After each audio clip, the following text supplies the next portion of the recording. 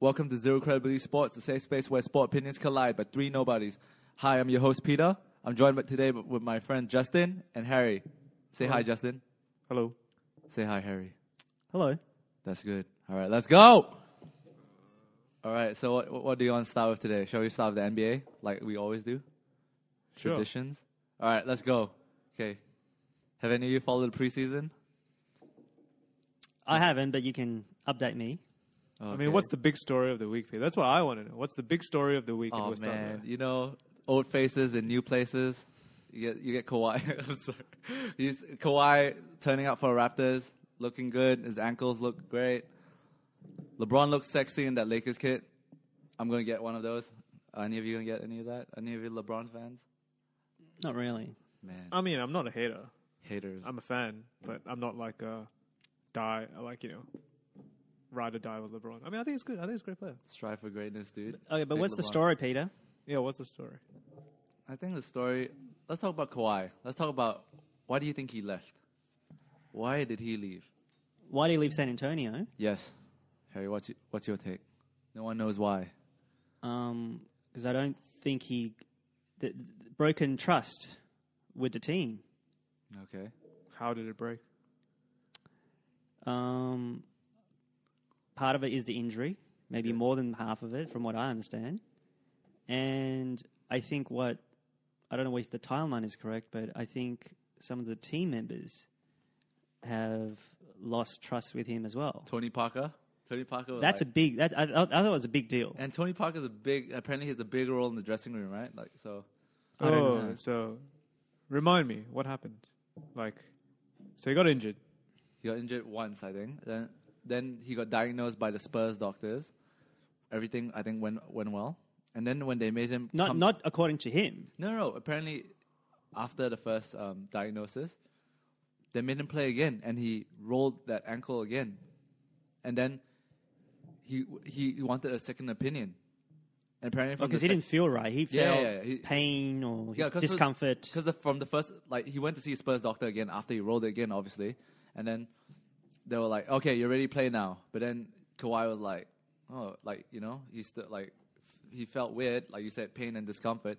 Then that's where he got that second opinion. I think he flew to New York to get a second opinion from a different doctor, and they said, "No, you shouldn't be playing because you got like a real serious niggling injury, and you should rest."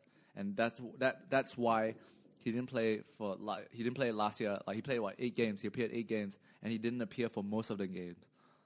Yeah, that's from my knowledge. Well, yes, 74 is most of the games. Yeah, okay. And I think and you could throughout the whole year, they were every now and then they'll ask Greg, they'll ask Coach Pop, so what's wrong with Kawhi? And Greg couldn't answer. Pop couldn't answer the question. You could see he was he found it hard to answer that question. Yeah. And then the teammates reports about the teammates not being happy with him, not even sitting down to cheer for his team, and that was quite telling. Yeah, look, I think Kawhi probably wasn't helped by his uncle. Apparently the uncle's in. My understanding is agent. his dad died, right? In a think gang so. shooting or something. So his uncle's really the one who may have raised him. Yeah, he leads his development. He's his agent. Yeah, so he's his sort of father figure. Yeah. And it also happens to be the agent now. And the agent is looking after him or his nephew. Mm-hmm. Obviously also looking after himself. Yeah. Right? Because he runs doesn't he run an agent? Doesn't he run a sports agent? Kawhi? No, the uncle. That I am not I think sure. he runs a sports agency business or management business. And with Kawhi obviously as one of his clients. One of the theory was apparently they wanted to move him out of San Antonio to a bigger market in LA. There's all these narratives going on. Yeah. But I'm not sure if Kawhi, if everything was well, he was really angling to want to leave San Antonio. But So where is the breakdown in the relationship? I think it stemmed from the story. injury. It stemmed, but everything else sort of got grown larger and larger, the way I see it. What's everything else? part of it is maybe he didn't mind going to a larger market once things started to break down. Again, I don't know. Maybe the uncle might have been sort of maneuvering behind the scenes to try to plant seeds for him to leave to a larger market in the first place. I don't know. To grow to be that So superstar? is this beef with the organization or is this beef with the medical staff? Is who's beef? Kawhi. I think it started from, look, you could say that, hey, he could use that as an excuse to get out. I don't know. I've read some reporting, but certainly the injury is a large part of it, if not the main part of the issue. He could be using it as an excuse to get out, or he could see that as an excuse to get out, or he could that could have been the impetus for him to want to get out. So I guess what I'm struggling to understand is the Spurs historically, as an organization, at least in recent history, is really, it's a really well-run organization. It's an organization that's well-run from the perspective of ownership and coaching. With one caveat, it's well-run if the players don't have an ego. They buy into the system. Yes. Yeah. And we all think that Kawhi is, but No, I'm not sure if the uncle isn't planting some seed to say, hey, listen, you could have a greater marketing potential if you get out of San Antonio. That could be part of it too. Or Kawhi could be psychotic. Look at his laugh. Yeah, well. But I'll put it in. I'm going to put it in post.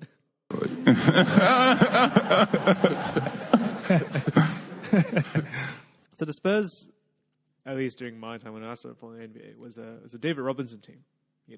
Yeah. A guy that, was in the army, one of those bona fide superstars of the NBA, but remains low-key. No, small ego. Yeah. His main concern is playing ball and winning games more than anything else. He has, he had the trust of the coach, and the coach had the trust of in him, right? And then, David Robinson retired, and then became Tim Duncan's team.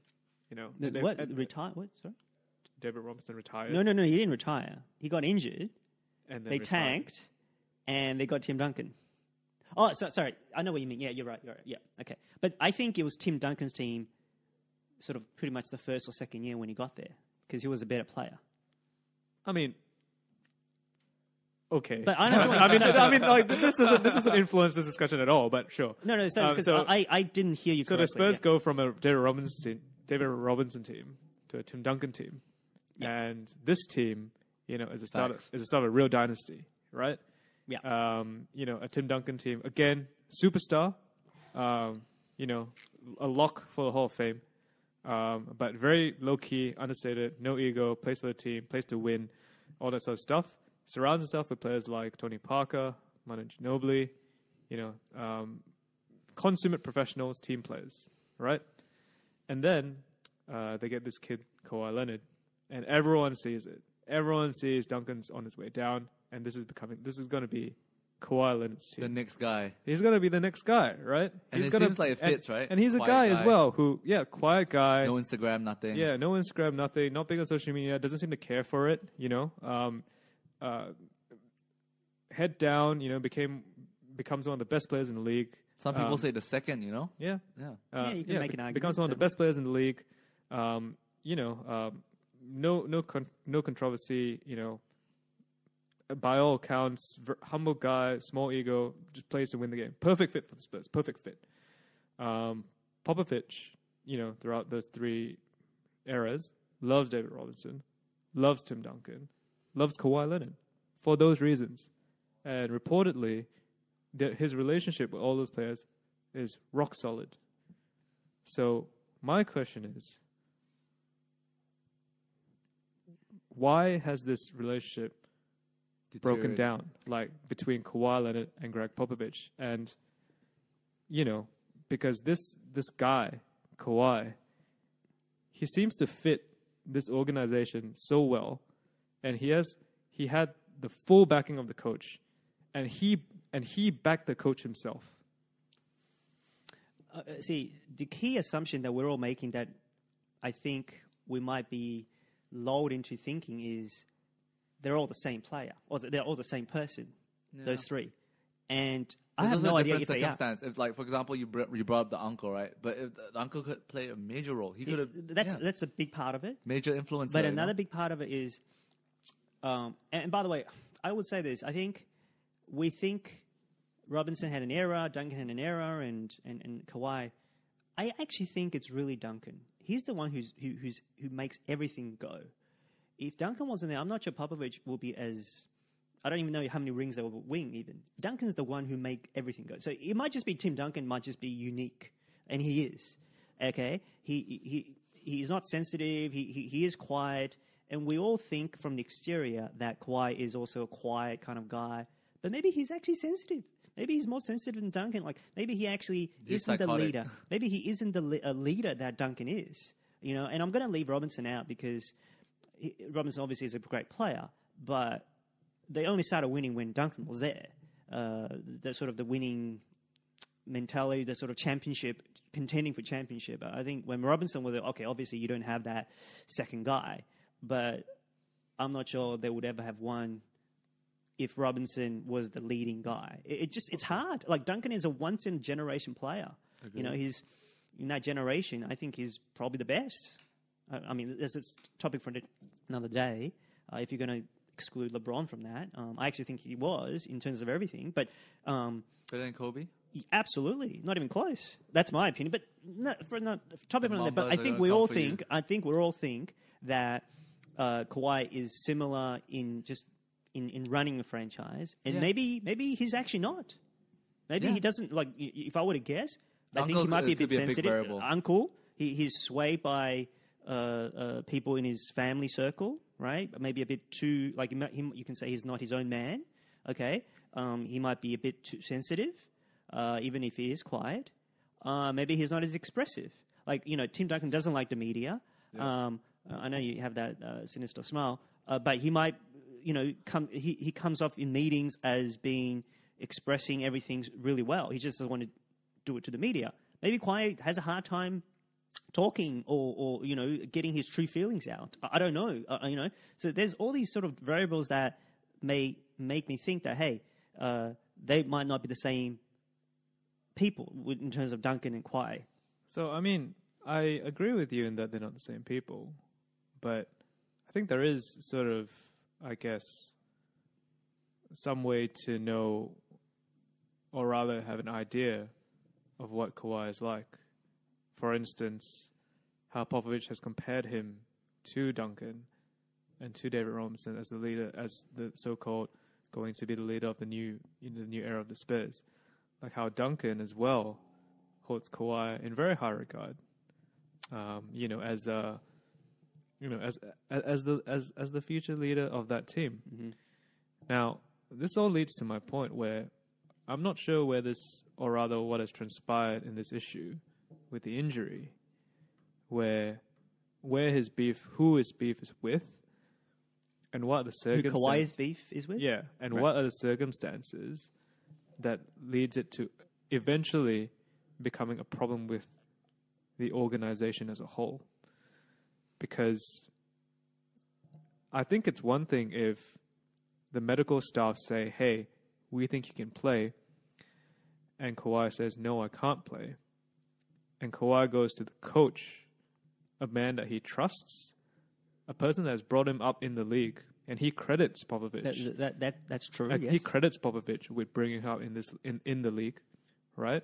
So he has a large amount of trust and respect for the man. And he goes to Popovich and says, hey, I actually can't play. I'm actually injured. Is it that Popovich has forced him to play against his will? And that is what has broken that trust between him and Popovich, which is essentially the organization. Is that what happened? Certainly possible. Or is it that the medical staff has said, you can play, and his uncle has said, no, don't play. And when Popovich asks him, hey, can you play or not? He says, for whatever reason, I'm like, I can, but I won't, or something like that. So like, do you know what I mean? Like, yeah, okay, is it beef with the medical staff, or did it eventually become, I have a problem with this organization, because in that first scenario, I told this coach, I told this guy I trust, Yeah. 100%, I can't do it. He's forcing me to do it.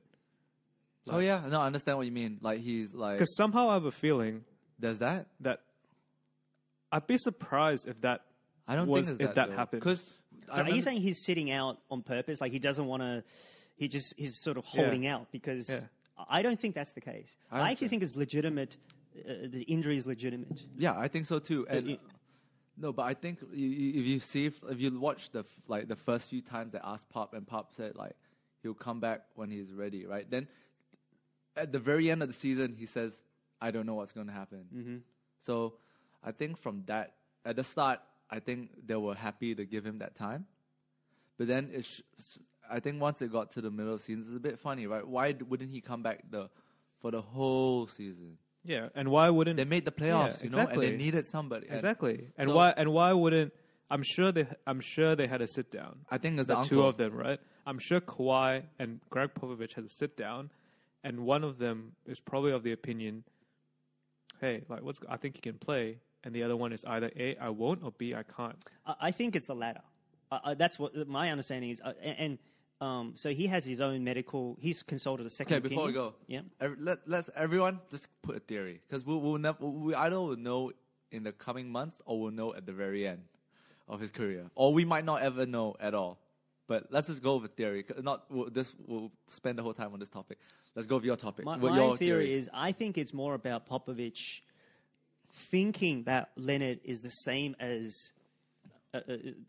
Duncan, where in actual fact he's not. And he's treating him with his sort of same kind of way with Leonard, whereas you might actually have to handle him with a bit more of a kid's glove. This is how I read it, because Tim Duncan, you can say anything and he'll sort of, it's water off a duck's back. But Popovich is not known as a coach that just says whatever to players. Popovich is known as a coach that works with his superstars. Yes, but I think he had two, Robinson and Duncan, who are sort of within the mainstream, let's say, but they're sort of more of a quiet kind of guy. But Kawhi is a quiet guy as well. But I think there's a difference. This is the difference that we think, Kawhi is different to Duncan and Robinson. I think he might have, and this isn't to be condescending or disrespectful, he might actually have a problem getting out, expressing his thoughts. Like, I don't know. I think there's anything that goes through the head of his just by looking at his face. That's been disrespectful. But my point is, he might be, like, he might not be, he can't maybe express his true feelings when in a one-on-one. Like, it's an issue. It's an issue in society, just in social life. But because he plays basketball, everyone he plays basketball at such an elite level. Yeah. Sort of people don't care. Yeah. But in actual fact, maybe, like, this is just informed speculation, I guess. Like, he's not very expressive. He's not very honest. Not honest, but he can't sort of dig deep. Maybe he's a very simple guy. He just wants to play. I don't know. Like, so we think that, hey, you're meant to express everything that you want, be upright and honest, you can trust me. And maybe he's actually not. And I do think the uncle has a pretty big part in it as well. Maybe he might be leading him astray, maybe, or he might not have his best interests at heart. He might be having his own interests at heart. That could also be a factor too. Because I don't buy this argument that the uncle is has influenced him to want to move to a bigger market team. I don't buy that. I think it is a factor. No, because why does a big market team matter to Kawhi Leonard as a player and a person? He doesn't care about that shit. He really doesn't. He might not, but the uncle, as his agent, might. Yeah. No, listen. I'm just saying that I don't think that he cares about that. Why? So when the uncle gives him his reasons, for example, okay, let's say the uncle is the main influence here. Let's say, right. I think when the uncle talks to Kawhi, he's not saying you should move to a big market team. That's not the reason that he's asking Kawhi to move. There must be a different reason. Look, because the personal motivations of Kawhi Leonard, a big market team doesn't matter. Kawhi Leonard is a quiet superstar.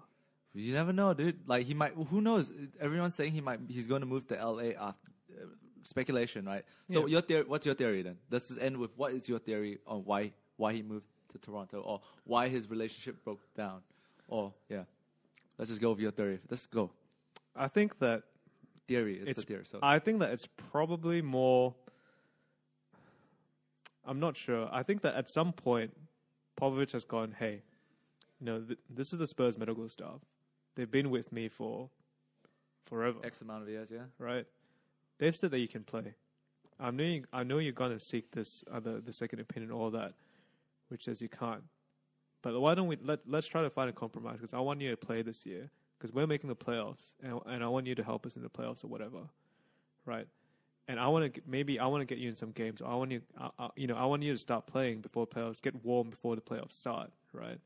And for whatever reason, Kawhi has maybe he's a bit scared to re-injure himself. Yeah.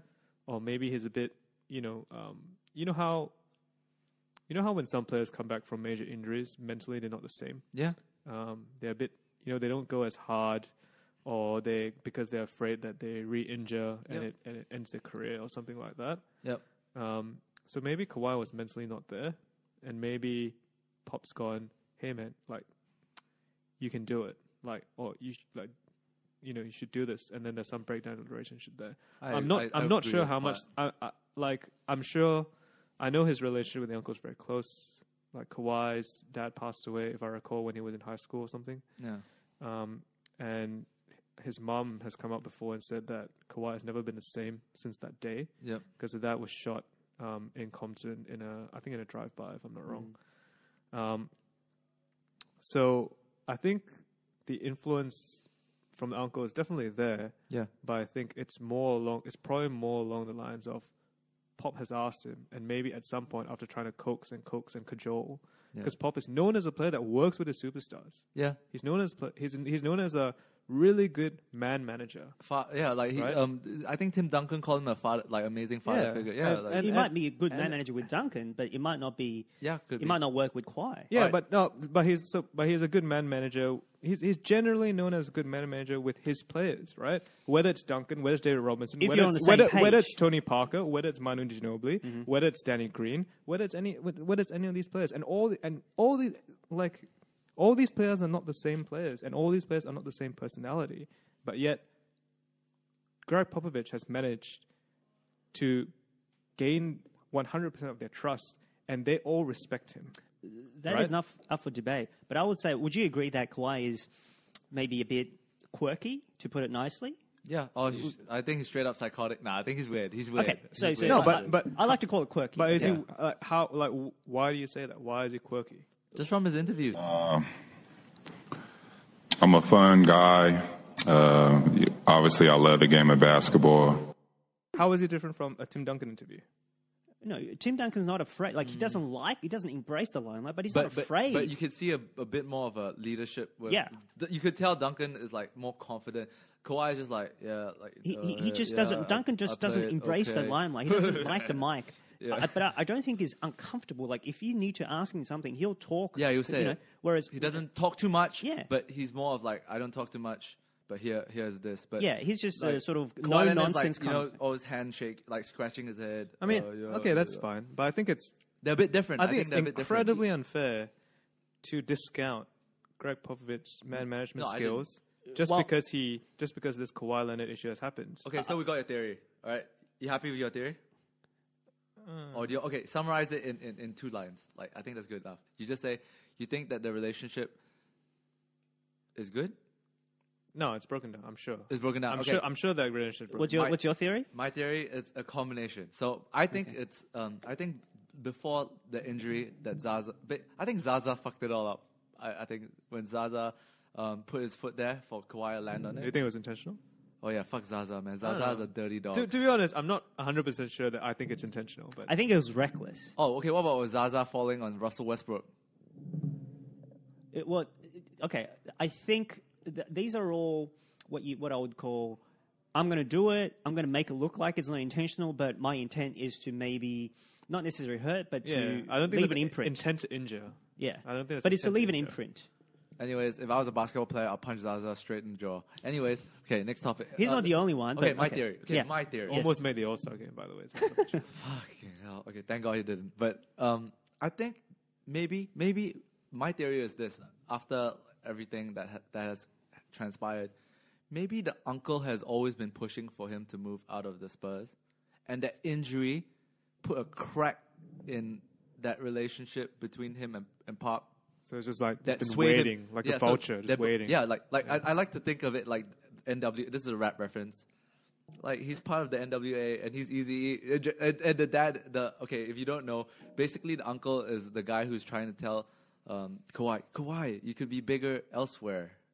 And That absolutely is plausible. yeah, that's plausible. And I me. think But like I said, I don't think that even if that's the motivation of the uncle, I don't think that that's the way he presents it to Kawhi. yeah, Because obviously it'll be be very different. subtle. No, but then there'll be another case. Because I Kawhi think doesn't care about going to we don't LA, know. you know, like No, okay, but, we'll but see, the we'll see, uncle we'll might see. present. Let me like- finish my theory. All right, sorry. I'm sorry. Okay. And then I think after his injury, before the start of last season, I think he was very willing to come back and play. But then I think when the teammates started, like, Kawhi, stop being a bitch and play, he probably I didn't like it. And that just cut the cord and he's like, I'm leaving. Let me ask you, Justin. Would you like let's say all of this might have just been misunderstanding, but I think after so. Tony Parker came out and said what he said, Oh, that ended it. That when he said that, I was can like, you he's gone. understand how? You know what? That's it. Like, yeah, of course. that but- would have cut the cord. But I think it's quite clear that at that point the relationship between him And the team. and the coach has broken down, because let's not forget, like, Tony Parker is a Greg Popovich guy. They're on the same. They're on the same They all side. are. They all are. Yeah. Manu- I've seen enough to Manu say that is he's a- quite a self-centered guy. He Ma- might still be a Greg Popovich guy, but he's a quite self-centered. Who, guy. Tony? Yeah. Yeah. Okay. Yeah, Okay. Manu is Manu's different. is a Greg Popovich I guy. fucking love and Manu. they're- Manu is different. and yeah. they will all support the coach. Like, they will all support the coach, as they have throughout the years, because they have his trust and they trust him and he that's trusts true, them. but I don't know if Kawhi has his trust, and they feel like, and if you're in Kawhi's shoes, everyone seems to be on this side, and no one seems to be trying to even understand where I'm coming from. Now, he doesn't help himself by being perhaps not expressive, but I can certainly understand why Kawhi feel like everyone's against me. Yeah. Do you understand what I'm saying? Yeah, of course. But Yeah. the thing is, How he got to in the first place? yeah, like that is that question mark, right? Where it's like exactly like you said, like how did it get to a point where all these guys are getting, so I feel I must go? Like, that's what we're talking about, Yeah, really. we're guessing. I think it's a lot of combinations. All right. Let's end We this. still haven't finished your thing, but I just want to No, emphasize my this. theory. That's my theory. That's okay. I just want to emphasize Greg Popovich. From what I've seen, he has. There are many people who loves him, swears by him, and he will probably get along with 80% of the NBA, or maybe 90%. But maybe there's that 10%, maybe I that agree. 15% who he doesn't get, because he's a pretty rough customer. You know, he's like, hey, my way, not my way or the highway, but if he thinks that you are not within it. sort of reasonable bounds, then he'll sort of get on you. You Yeah, know? but I've seen him. I understand, right? but- And maybe Kawhi, not in a bad way, but maybe he's just so quirky that he's sort of not within that 10% of that. Sort of, No, I think outside my of that theory 10%. covers it. I think. Yeah, but- I think he was probably fraught in between between his uncle and the coach. And- That's if the uncle. But wanted what I'll him to say move is Popovich. It's a player's game. NBA is a player's game. You need Yeah, the players to definitely. succeed. So if you want the player to be there, then you need to work a little bit harder. You need to actually not bend over backwards, but you need to perhaps not be your sort of crusty old self. But that You might know? be against the Spurs. That is totally against the ethos of the Spurs. Yeah, but the Spurs been doing well. I think they'll do right. That's totally against the way the Spurs Okay, have anyways, have we all have- structured and we all have a have theory. run the Okay, organization. I will tell you this. for 25 years. You We'll might finish it, think we'll it's the finish Spurs. I'm telling you, it's Duncan. Okay. I'm telling you, it's Duncan. Without Duncan, Okay, we'll see at the end. we'll see. We'll see at the end. Let's Yeah. move on to Duncan the next makes one. the Spurs. Talking you know? about transfers fiasco, Popovich. let's talk about Jimmy Butler. Okay. News just came out by Woj saying that if he doesn't get traded, he will go back and play with Karl Anthony Towns and Well, fucking he has no choice. yeah, but with two of the I would say the two other stars of the team. Like, in other words, he's not going to Throwing hold in out, the right? stank guy, Like, if he doesn't get traded, he has no choice. He has a contract. He has a contract with the Timberwolves.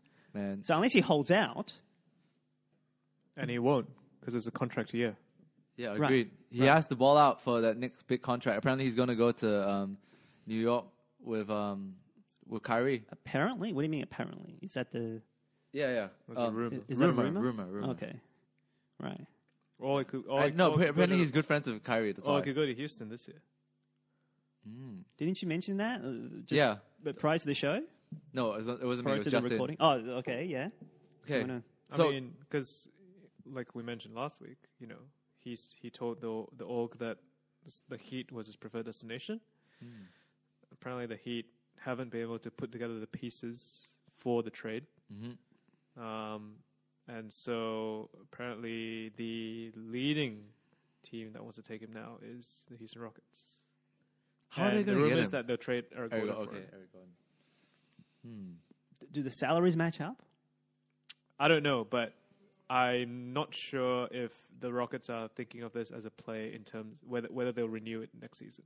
No, I don't. I think it's just parking him for one season because Yeah. after the season expires, Because and he'll definitely seek a max deal. yeah, And So I'm not Houston sure. can't afford him. I don't know if they have the cap space to afford him with Chris 'Cause you have- Paul, James Harden, and Carmelo Anthony Yeah, on the because team. you can't max. They probably don't have the space, I would imagine. besides the max deal thing, I think from my research of Jimmy Butler and my knowledge of him, he wants to go somewhere where he's undoubtedly the man of the team.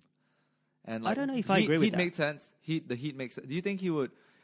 I don't think he minds being second fiddle. He just doesn't want to be, because I think you're With the- referring to the Chicago, right? Yeah. He don't want to be a second fiddle to someone who's inferior to him. And Derrick Rose at that time was inferior. Oh, but like when Derrick Rose Yeah, went downhill, The Bulls were he Jimmy was Butler's team. Jimmy Butler's team. Yeah. Yeah, but right, but what makes you believe that he wants to be, he doesn't want to be second fiddle? Oh, the way he talks that shit and the way he plays. Because he When said play? He said he said wants to be the man of the team. of the team. When? In Chicago or in Minnesota? Minnesota. In Minnesota. Like Like in this offseason, while he's seeking the trade, he said he wants to go to a team where he wants to go to a team where he's the man.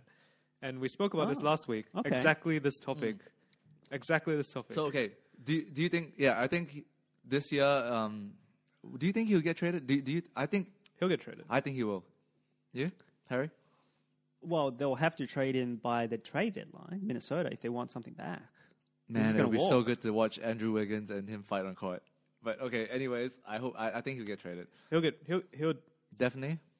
I'm Which team Not- do you think like most likely then? From based on I think this Rockets thing is plausible?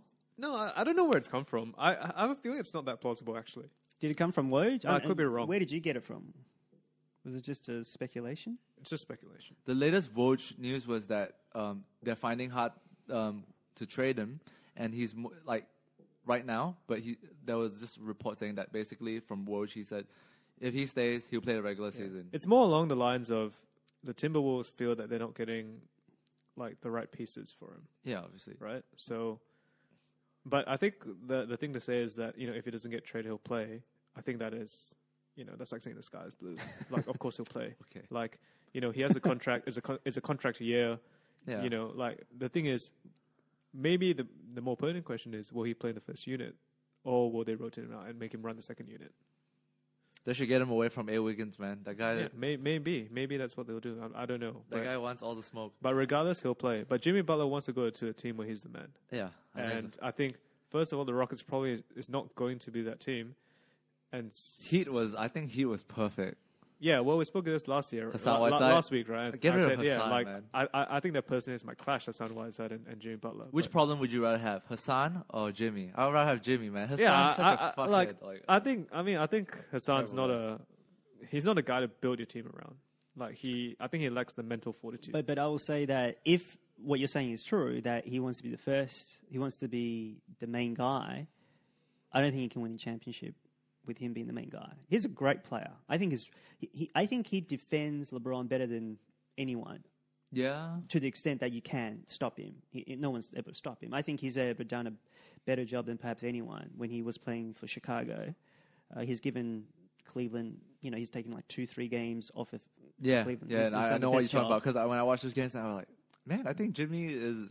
But if he's gonna be- kryptonite, slight. Not kryptonite, but he's able to put a stop on him better than perhaps anyone I've seen, other than perhaps Kevin Durant, although they're not directly sort of opponents. And Do you remember the game where LeBron hit that buzzer beater at the end? Yeah, and that was to go. You've seen how if he pissed Jimmy doesn't, Butler was. I think the game was tied. Yeah, it was tied. Sorry. Are you talking about the game when know he it was was in tied. Chicago or the game when he was in Minnesota? Minnesota, the one where they Okay, threw it that- up court and then yeah. LeBron did the 360 behind. And Right. But I thought you were referring to when he was in Chicago when LeBron hit the game winner, and that series, if you okay, I know. recall, that was 2-1. Cleveland was 2-1 2-1 down. down. Yeah. And that was mostly attributable to Butler. Yeah. And I think Rose was there too. So if he was the main guy, I don't think he can win. I think so too, but there was this rumor, and I strongly think so because I think Kyrie, like, there were enough rumors around that when LeBron was like after the end of the season, they were trying to figure out where LeBron's going to go, and there was a rumor that like the Celtics were brutal enough or cutthroat enough to trade away Kyrie and put LeBron in there, and then there was an article I read about how Kyrie eventually might be plotting away. It's just a rumor. It's nothing concrete about this, but he's like from New Jersey, right? And the Knicks apparently are going to clear up a lot of cap. The Knicks and the Nets are going to clear up a lot of cap space next year. They're getting rid of all their bad contracts with Joakim Noah, all the the ex trio from the Celtics on the Nets roster.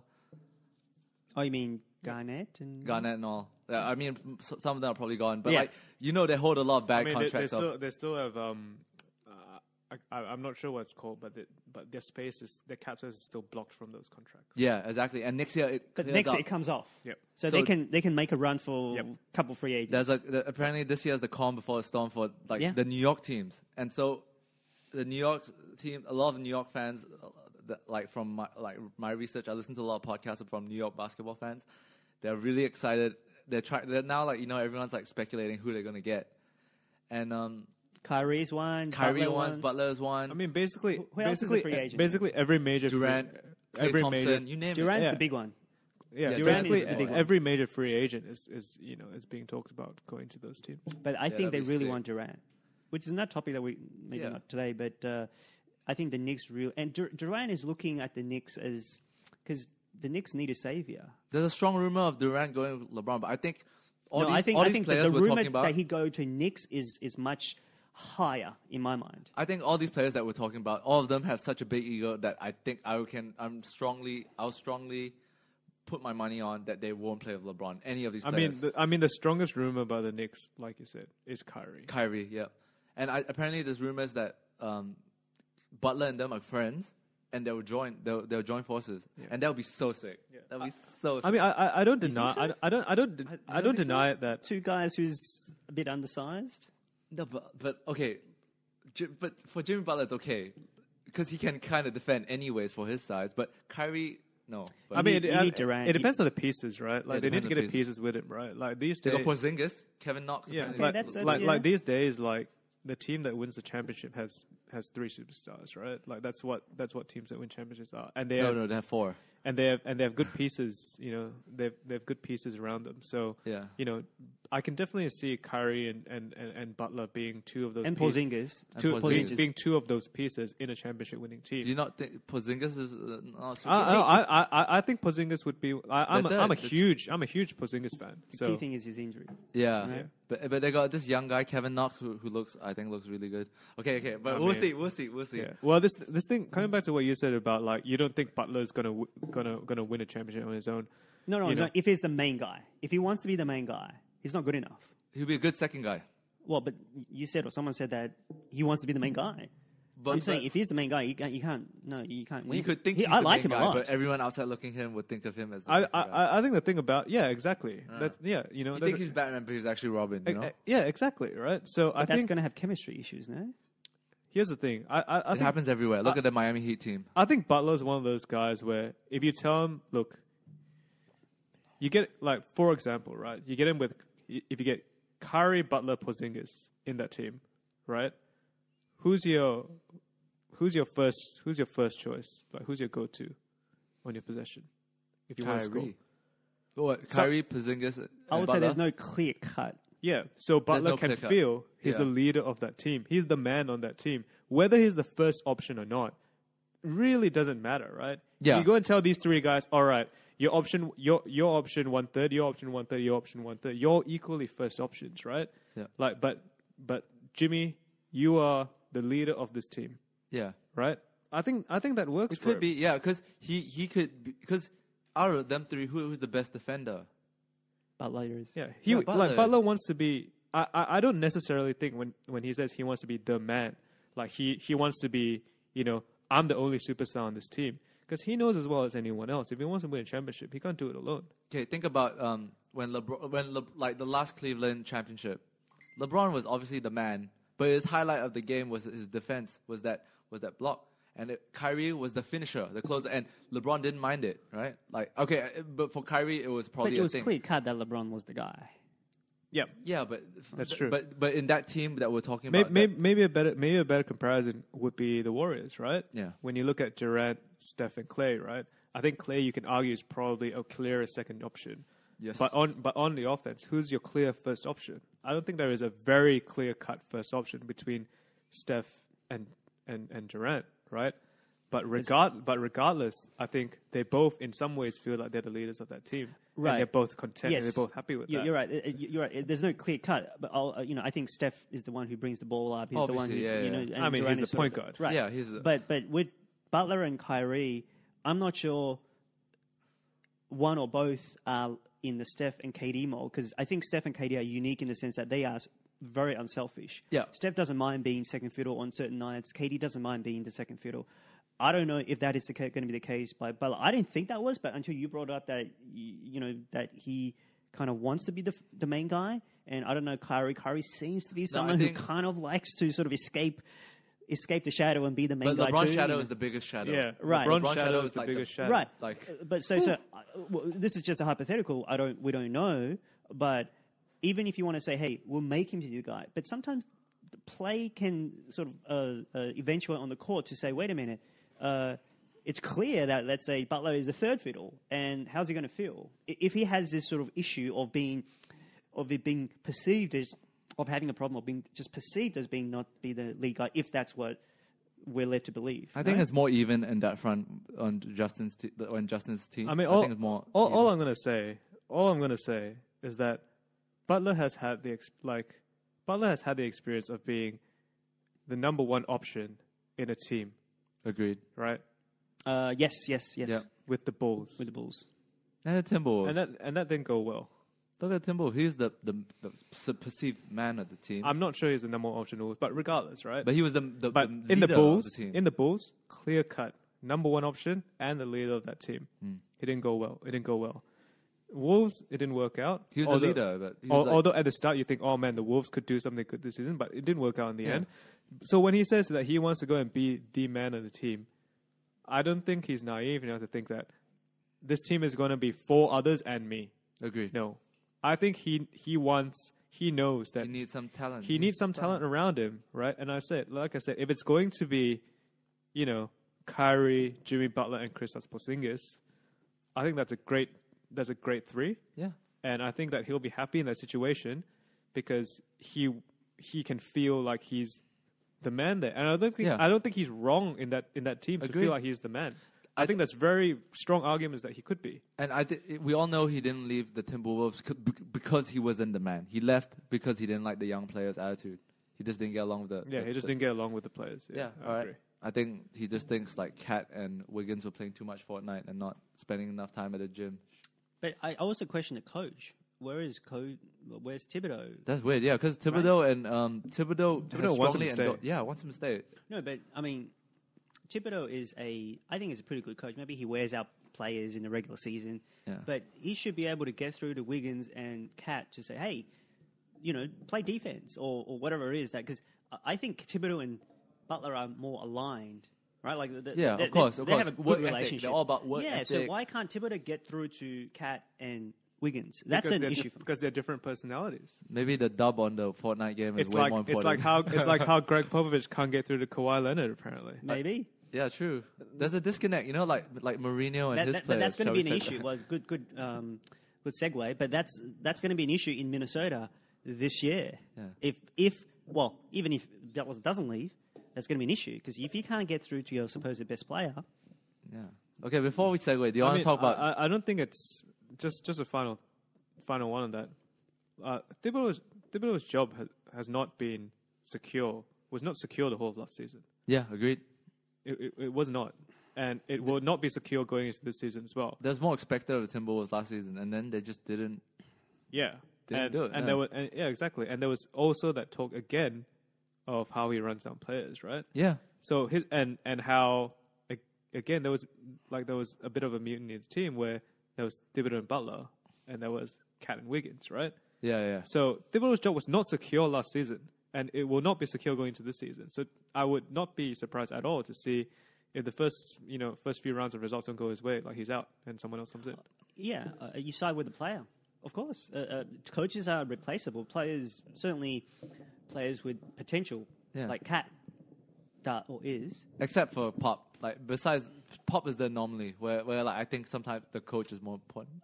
I might slightly disagree. I understand. We'll see what happens this season and the seasons beyond. Pop is a great coach. You have to what he's done last year without Kawhi. I'm not saying he isn't a great coach, but I'm saying it's still a player. We won't hold him in that high regard if Duncan wasn't there. We don't hold the Spurs in that regard if Duncan doesn't land if Spurs don't win a lottery that year. Okay. I mean, of course, but no coach that wins a championships you hold in high regard, like there'll be a player on the court. There'll definitely be one. Yeah, especially when you have a dynasty, right? Yeah. Like of course there'll be a player on the court that contributes majorly to that. Mm-hmm. I mean, like look at Phil Jackson, right? Yeah. Of course there will be a player, but I think the fact that a coach is able to gain the trust and gain the ear and gain the support of a superstar player in what you yourself say is a player-driven league, right? Mm-hmm. To have this trust and to be able to cajole, to be able to get them on the same side, to be able to maybe sometimes say, hey, I'm taking you on the full court because of this reason, because I want to preserve you, all that, and get the superstar to say, yep, okay, I understand where you're coming from and I agree with that. I think that's taking so much away from him being a great coach. Okay, no, I don't disagree with much of what you say. I think we disagree on how much credit you give. So let's divide the pie. How much credit you give to Duncan and how much credit you give to, say, the Spurs or Popovich organization. Where are you on this? I mean, how do you want to put a number on this? I would give it, say, 85-15. 85 to Duncan, 15 to the Spurs. I think... Again, the Spurs, R.C. Buford is great. Popovich is a great coach. But if Duncan's not there, let's put it this way, Duncan makes everything go.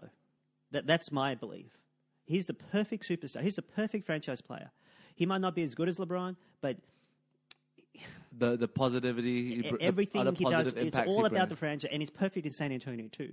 If he happened to be drafted in, say, Lakers, maybe it doesn't turn out quite the way, although I still think they'll succeed. But just everything landed fit so well, and I think it's 85% Duncan. That's what I believe. I'm just gonna go straight down the middle, 50-50. Yeah, then how about Phil Jackson and Jordan?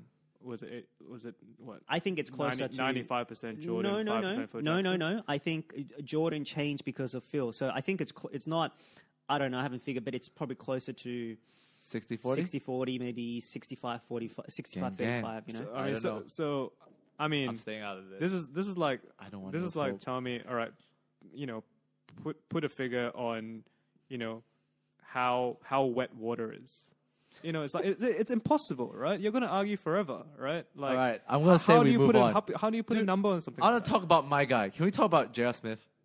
Yeah, J.R. Smith. I thought that was a really cool tattoo. No? Do you not like? What do you think about this idea to fine him if he doesn't cover it up? He doesn't cover it up. So basically, this topic is about how J.R. Smith got a Supreme tat on his leg because he was taking a shot at the NBA because they didn't allow him. By the way, huh?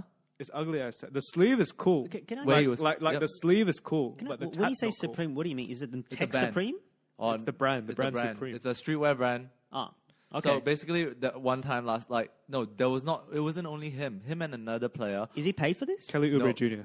No, so he's just endorsing that brand. Yeah, they were just endorsing that. Why would you do a tat on the? Is it very? It's hip? not. It's No, not. no, It's I'll not really an explain the story. endorsement. Okay. I'll explain it's the like story. it's a hype beast thing. So Okay. last year, Kelly Oubre Jr. Kelly Oubre Jr. and J.R. Smith were both wearing these Supreme leg sleeve on court playing basketball. And those are cool. Those were cool. Those are cool. Those are cool. And the NBA told them, don't do it. Yeah. The sleeve? Yeah, don't wear the leg sleeve. Yeah, Yeah. It's the leg sleeve. It's like you know, But they people wear leg sleeve all the time. This had No, but this the had a Supreme big logo on Supreme it. brand. So it's like Oh, so you can't have a logo on the sleeve. Well, not the Supreme logo. not the Supreme logo. What's wrong with the Supreme? Like, what's wrong with Supreme? Is They it just just- Supreme or is it any logo? Their reason was that it was distracting, apparently. And then okay, But can I you think- have any logo? I think you can have like Adidas or Nike, but Or or it has to something. be sponsor logo. Is that why? I don't know. Maybe it- they thought it was ostentatious. We don't know the reason. We don't know the Too reason. large? No, Don't know the reason. we don't know. But basically, the reason is like, I think it's something to do with sponsoring. Definitely to do with Yeah. sponsoring. Then JR being JR, tattooed it on instead. Like tattooed it on the Okay, leg so- instead. so Yeah, you- and, I and see then what it doesn't. And then it doesn't look cool. And it looks terrible. But he wants to sort of get a shot at the NBA and say, these players always do this is that my shit. body. Like when they say you can't wear this, and when they suddenly say you can, they just do. Like for example, the headband. They're like wearing it upside down and stuff. Like, I don't think it's a big deal, but like. Sometimes the NBA make it a big deal. Like I don't know why not, And they can't wear these. they do Kanye- have to have rules though, Yeah, they do. because everyone's going to sort of get an edge. So no? recently, Kanye West made some basketball shoes. They're called the Yeezy basketball shoes, and They look ugly AF. the NBA banned it. And the reason was because the heel of the shoe was distracting. Because they're Drake supporters, man. Because they're Drake supporters. They don't want no 350s here, man. Okay, anyways. They okay, don't want no anyways. 350s. So they banned it. I don't know why. I think it could be a sponsor thing. Who knows? But see, so the It's players. you definitely can wear responsible. whatever shoes you want though, no? No, you can't. Sure you can. No, you can't. Well, Some- you couldn't until this season. Yeah. So No. Whatever apparel, like I understand with the coloring and so forth, but surely an athlete should be able to choose whatever makes him or her comfortable. there wasn't a rule until now because 2 years ago or something, Nick Young, Swaggy P, he wore like some lifestyle sneakers, not even a basketball shoes. He wore on court. I don't think he was banned. You But can't this ban year- it on the brand. You can ban it in terms of how it looks. If it's too Yeah, colorful, No, right? they did. They banned it this year. They banned all Yeezy. They don't care what color it was. They just banned Really? this whole shoe brand because they think the heel of the shoe, as in like there's a special style to it, makes it distracting for other players. So now we're just talking about is it fair on the players or should they be allowed to wear it? What does it look like? Because I'll draw it up. yeah, From a business perspective, I can understand why the NBA would take this stand. They don't want their product to become an advertising platform, right? Because I think people question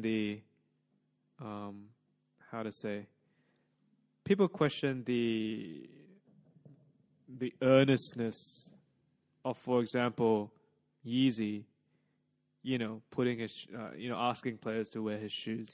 can I just? Is Yeezy a person or a brand? No, Or so both? okay. Look.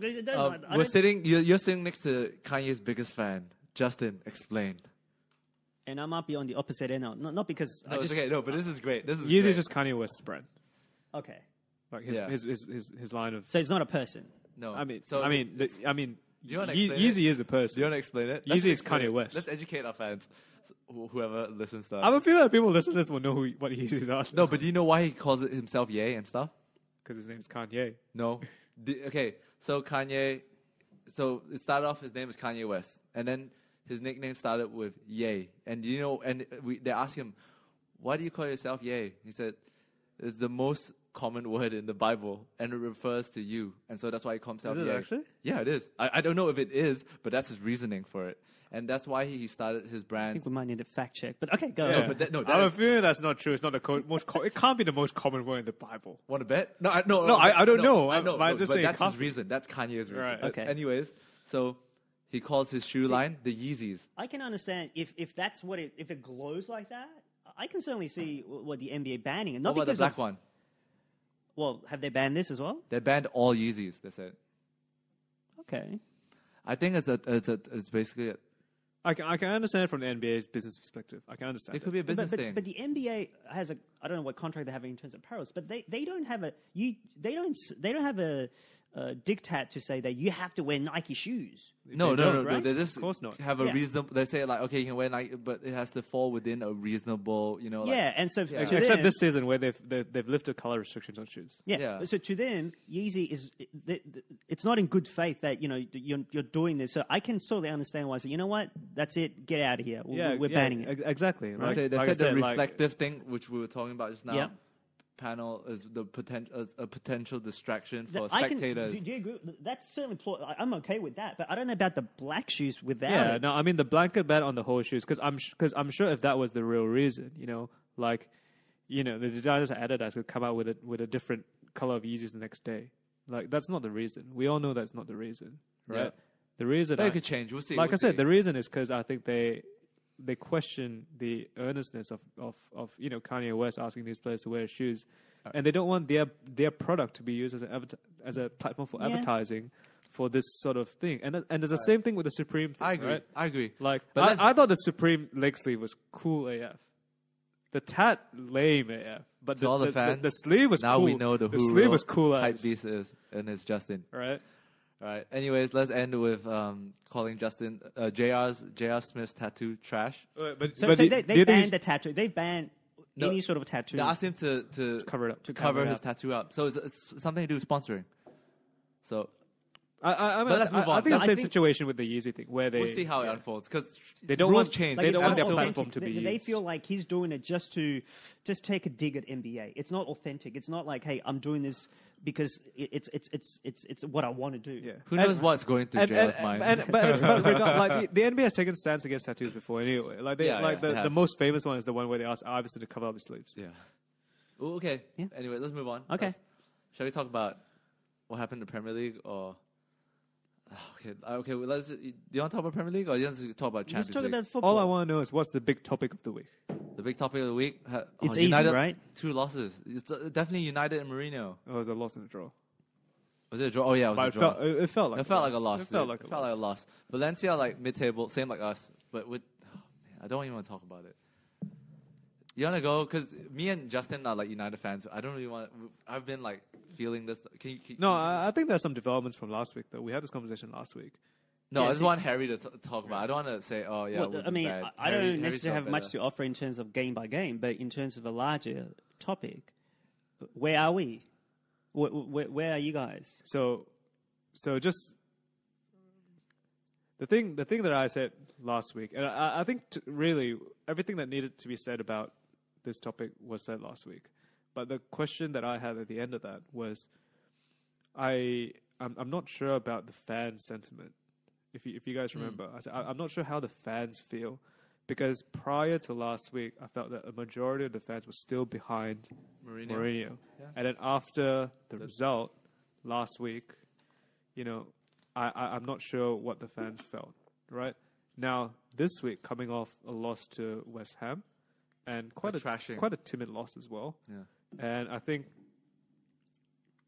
and then this draw to Valencia, I think the fan perception for me has noticeably turned. Yeah. Right, the fans in general, and I think it's primarily because of the manner of the defeat at West Ham and the tactics that were used at West Ham. Yeah. And a lot of players blame Mourinho for that. And surely his post-match conferences don't help. Yeah, I think they don't help, but I think he was doing that stuff before anyway, No, and but I think he's still backing a majority of the Sheridan fans. is like, yeah. But like that attack, that defeat at West Ham, and after the defeat at West Ham, everyone's probably in the mood where like, okay, we don't want to hear it. Well, and then he goes and says it like, fuck I mean, you, a bit Mourinho. jaded, right? Yeah, I think the defeat at West Ham was particularly broke the camel's back because United played 5 at the back, Yeah, they did. and Nowadays. even though it was, and the reason that Mourinho gave for playing 5 at the back was because he wanted to play Martial. Yeah. And he said, I had to play 5 in the back because Martial's not a guy that likes to do his defensive duties. Yeah. If you think about it, he kind of accommodated Martial. He said, he's not really good, so we cover it up by playing 5 at the back. Yeah, Which is true. But then I think a lot of fans question, then why do you play Martial? Because I think there's a very clear. Who else do you play? I think most people know that Martial and Mourinho, their relationship has not been good since. He was the first guy. You can say that he was about bad the first relationship. guy. You can yeah. go down the list. No, but he was the first guy. No, yeah, but they know like he's like No, Martial. Shaw and him. Yeah, Okay. Like Martial's a guy who. But Shaw turned coach. Martial's a guy who's not on good terms with Mourinho So- and hasn't been since the end of last season. I've had this conversation with Peter in the gym all the time about Martial. My theory is when Jose got there, he emasculated Martial by yanking the jersey, the number, to give it to Ibrahimovic. The I 9? think that's a huge deal because Martial's a young guy. He's an impressionable guy. He sees... He's petty. He's petty as shit. Who? Martial. When that happened, he went petty? on. He's petty. So when the number got changed, Yeah. there was a comment. There was some comment on Instagram which How he would liked. you feel if you were... Like, without any consultation, just, you know what, you're right, Yeah, no, where's no. it, But 11, I'm just showing right? you. I'm just showing you how sensitive I wouldn't. Martial well, is. I don't know if it's sensitive. He's a young guy. Imagine you're supposed to sort of get the best out of. You try to nurture them, okay? And Jose comes in with a big sign of Ibrahimovic, and you know what? That's it. You're off. We're going to give to him without my understanding any consultation. I don't think. Look, everybody reacts differently. I can certainly sympathise with him to say. A new coach comes in and sort of emasculates him by taking the number off him. And from that, But they gave him onwards- another good I mean, number. They yeah, gave him an but 11. yeah, they gave it's him- not about the. I think It's not about the number. It's about the act of just taking a yank. You know what? You had this number. New sheriff in town. I'm going to give it to someone else. That's not the way. I think you're right. I think that definitely didn't get their relationship off to a good start. But if you're asking me, do I think that's the reason that's the breakdown relationship? I say definitely not. That's not the reason. Like within the grand scheme, that's not the reason. I think that was a start. That started off on the wrong foot. Yes. But I think the real reason is because Martial, he doesn't track back. he doesn't track. Like Martial reminds me so much of Nani when Nani first got to United, and even to be fair, when Nani was at United for a while. In what way? In that you can tell, obviously, he's a very talented player, very talented, but he loses the ball way too much, and B, but he wants to do something with it. Right. Yes, I understand. So you give him a bit more because you're taking more risk by trying to do something. Whereas if you lose in the midfield, like Nani or Pogba, then that's worse. No? Well, but that's what Martial does, though. So you're right. He does. So A, Martial loses the ball way too much, and B, he probably is not that committed to this defensive style that Mourinho likes to play. So over time, my suspicion what's happened is that he's played Martial, and Martial initially had a pretty decent start under Mourinho. He had a decent on the start. left wing. Yeah, he scored. Yeah, he had a decent start, but after a while, it sort of tapered off, right? I think when there were And then when the goals are not covering up his flaws, Yeah. then these flaws become more apparent, and then he starts pulling him from games. Right? And then obviously Martial gets upset because it's like, why not playing? And Mourinho goes, because you're not tracking back, because you're losing the ball too much. I need to work better on these sort of things. For whatever reason, it just hasn't worked out, and Martial wants to leave at the end of last season. I don't think he wants to leave now, right? Isn't he? No, he does. Doesn't he? I thought I read somewhere a couple of weeks ago that he was going to sign a 5-year contract, which led me to believe that this is very. These are things. These are are very rumors, fickle. right? Yeah. Okay. So and it's not unheard of. In fact, I think nowadays it's actually quite common for players to sign a new contract, like the club to convince the player to sign a new contract, And they still sell. and then still sell him. Because they'll be worth the contract worth more. Yep. Football manager things. They'll get a bigger transfer fee. Yeah. well, but if Martial wants to play, then he has the leverage to not sign a contract and force United's hand, Because he can just say, that, or United can say, tell you what, we'll sell you to sign a new contract. We'll give you $1 million signing bonus, and your agent will get that fee as well. And in the transfer end of the season, your agent will get 10% more. Yeah. It could happen. But he has. That's But exactly he doesn't what- have leverage anymore. He does. Who? You're talking about Martial? Yeah. Well, looking at it right now, I think apparently from enough rumors, there's a very clear divide on who's against Mourinho and who's not. It's very clear. It's like apparently it's the players that are against Mourinho, the French contingent, Martial, Pogba, even Valencia, which Mourinho claimed as the best right back last in the Maybe world. it's easier to say who's not against him. Lukaku and Matic. That's the only one I could say Okay. clear. Luke Shaw. Maybe Luke Shaw. Luke Shaw turncoat, but yeah. Okay, so just finishing up on the Martial, I think that Martial bears some burden. He's got to get from underneath that, right? Like he's growing into a sort of man now. He's 21, 22. So we can't forget that he was only 19 20, yeah. whatever when Mourinho got there. So And he was Van Gaal signing. Van Gaal signing. he He was was- Van Gaal signing. and I still believe he has the greatest potential, and I still think I think so too. he's their best player, or he could be the best player. He could, He's probably not talent-wise, showing it now because talent-wise. he's not as In consistent. United, you think he's the best player in United talent-wise? Talent. I think so. So me and him had an argument. Like I like Rashford more because of his determination, his I character. totally don't get with him. If you want to say Lukaku, if you want to say Pogba, I can sort of understand. No, I'm see the talking. No, ceiling. I was telling you about. I was comparing the young strikers. We were comparing Martial and Rashford. Yeah. because they were always competing for the not- same it's spot not on close the to left. me. On the left, And you said Martial is more talented. I said, yeah, okay, he has. I think talent-wise, he's more talented, but I think Rashford, determination and character and his hard work will trump Martial. Because I've seen enough of Martial's flaws. Like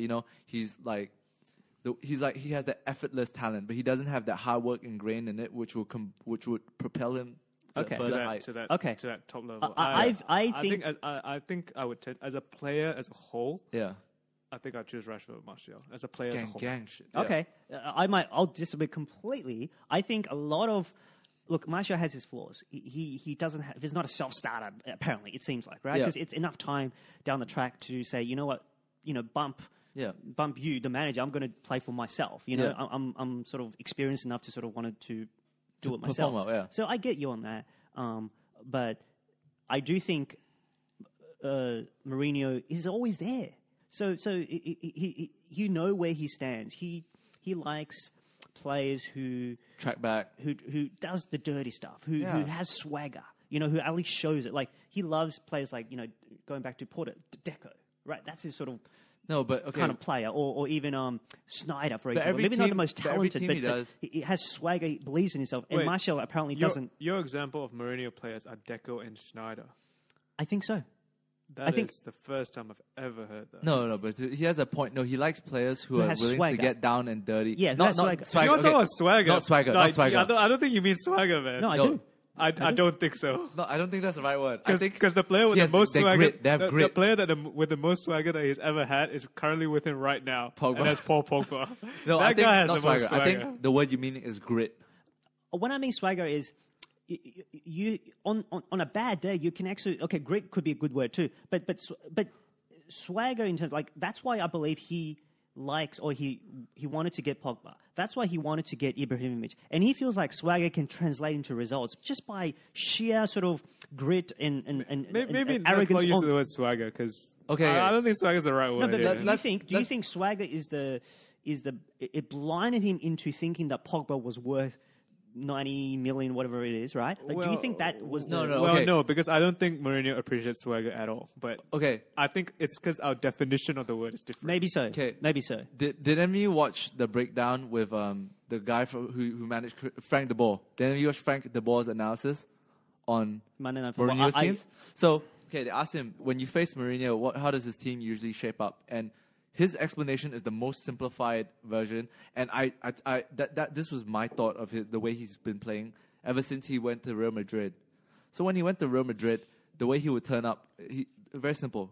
He would have 6 players who are more focused on the defense, which is the back 4, and the 2 holding midfielders, and who have 4 players up front to have that creativity, which is like Man United, if you think about it, right? So you have the back 4, and you have the, you could say, Fellaini and Matic. And then the front 4 have more freedom to just do your stuff. So at Real Madrid, it was the front 4 was Ozil, Di Maria, Ronaldo, and Benzema, or Higuain. They swapped. That worked well. They scored the most goals in the league, if I'm not mistaken. They did. Yeah, 100 plus, right? And this year at United, the front 4 just don't seem to connect. Like, I mean, there's some nice passages of play, but there's there's no real high level fluidity. I think we might be forgetting one thing. United's midfield, they don't get the ball with against the good teams or against even second tier even teams. though when they get the ball, you get the ball in Real Madrid against Spanish teams all the time. Yes. Yeah, no, but even though when they get the ball, the front four are not creative enough, or they just don't link well enough. I think they have the talent to, but I just don't think that they're playing for the manager. They don't have that togetherness. No, I mean I agree in what you say to a certain extent. Yeah. Where that back six, so to speak, Yeah. for Mourinho is very important, and that's the foundation on which he builds his system from. Yeah. But this idea about where he lets the front four play with freedom, A bit more freedom. is where I possibly question that, because I'm not sure if I think you watched this, because I think we talked about this before. Yeah. But there's this clip of Thierry Henry talking about Arsenal and how Arsene Wenger lets them play. Yeah. Well, sorry, no. How Pep Pep Guardiola Guardiola lets them play at Barcelona, right? Yeah, yeah. And the number one word he used in that was freedom. Yeah. He says, Pep told them, look, in Once you get up. our half of the pitch, you do exactly what I do. You stand where I stand. You stand where I tell you to. You run where I tell you to. You fill the holes where I tell you to. But once it goes to our half of the pitch and we have the ball, you guys can do anything you want. Yeah, go crazy. Yeah, and Henry said he loved that, right? Yeah. And he says it gave him and his teammates a lot of freedom. Yeah. And he says, as attacking players, you thrive on that. You Yeah. love that. You can do whatever you want. You're creative. You run wherever you want. Yeah. You make spaces. You fill gaps. You all that sort of stuff, Okay. right? So I think Mourinho's system is a bit more rigid than that. Yeah, a bit more. And Definitely. and the reason I say that is because this became super apparent to me when Alexis Sanchez Oh. came to United. How many times have you seen Alexis Sanchez get the ball, look up, And there's nothing. and there's nothing? Agreed. Yeah. There's no one running off him.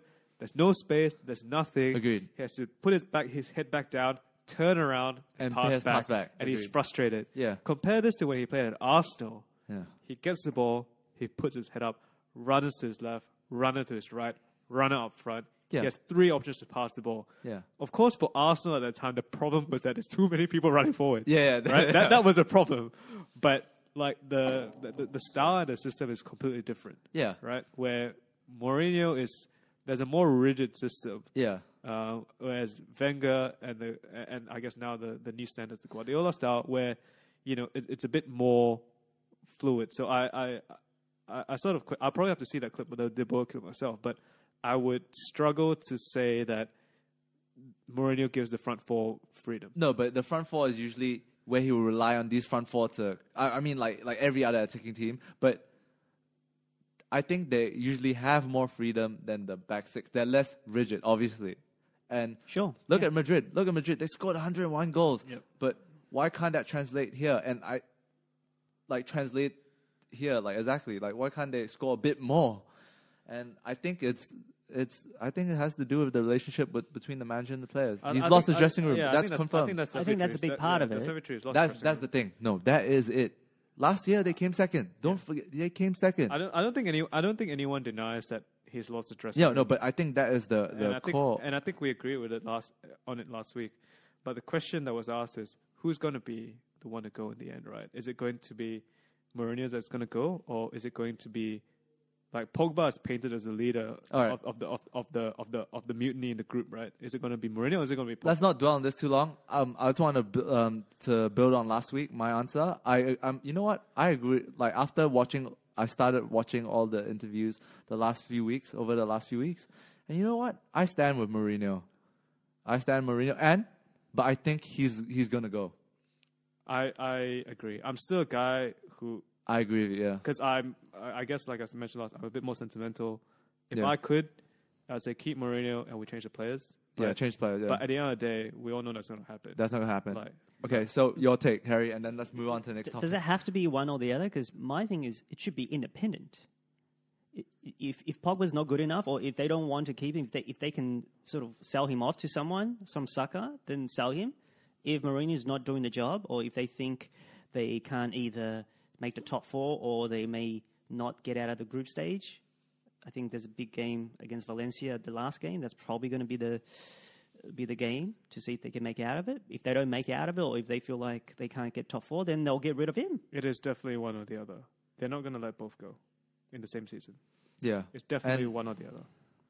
I really pray they get. Why? Because I mean, if Mourinho, if he's lost it, he can't get it back, and it's not just one player, right? Like you don't think not everyone's going to. Suppose Pogba goes, you think everyone else is all of a sudden going to sort of shape up now?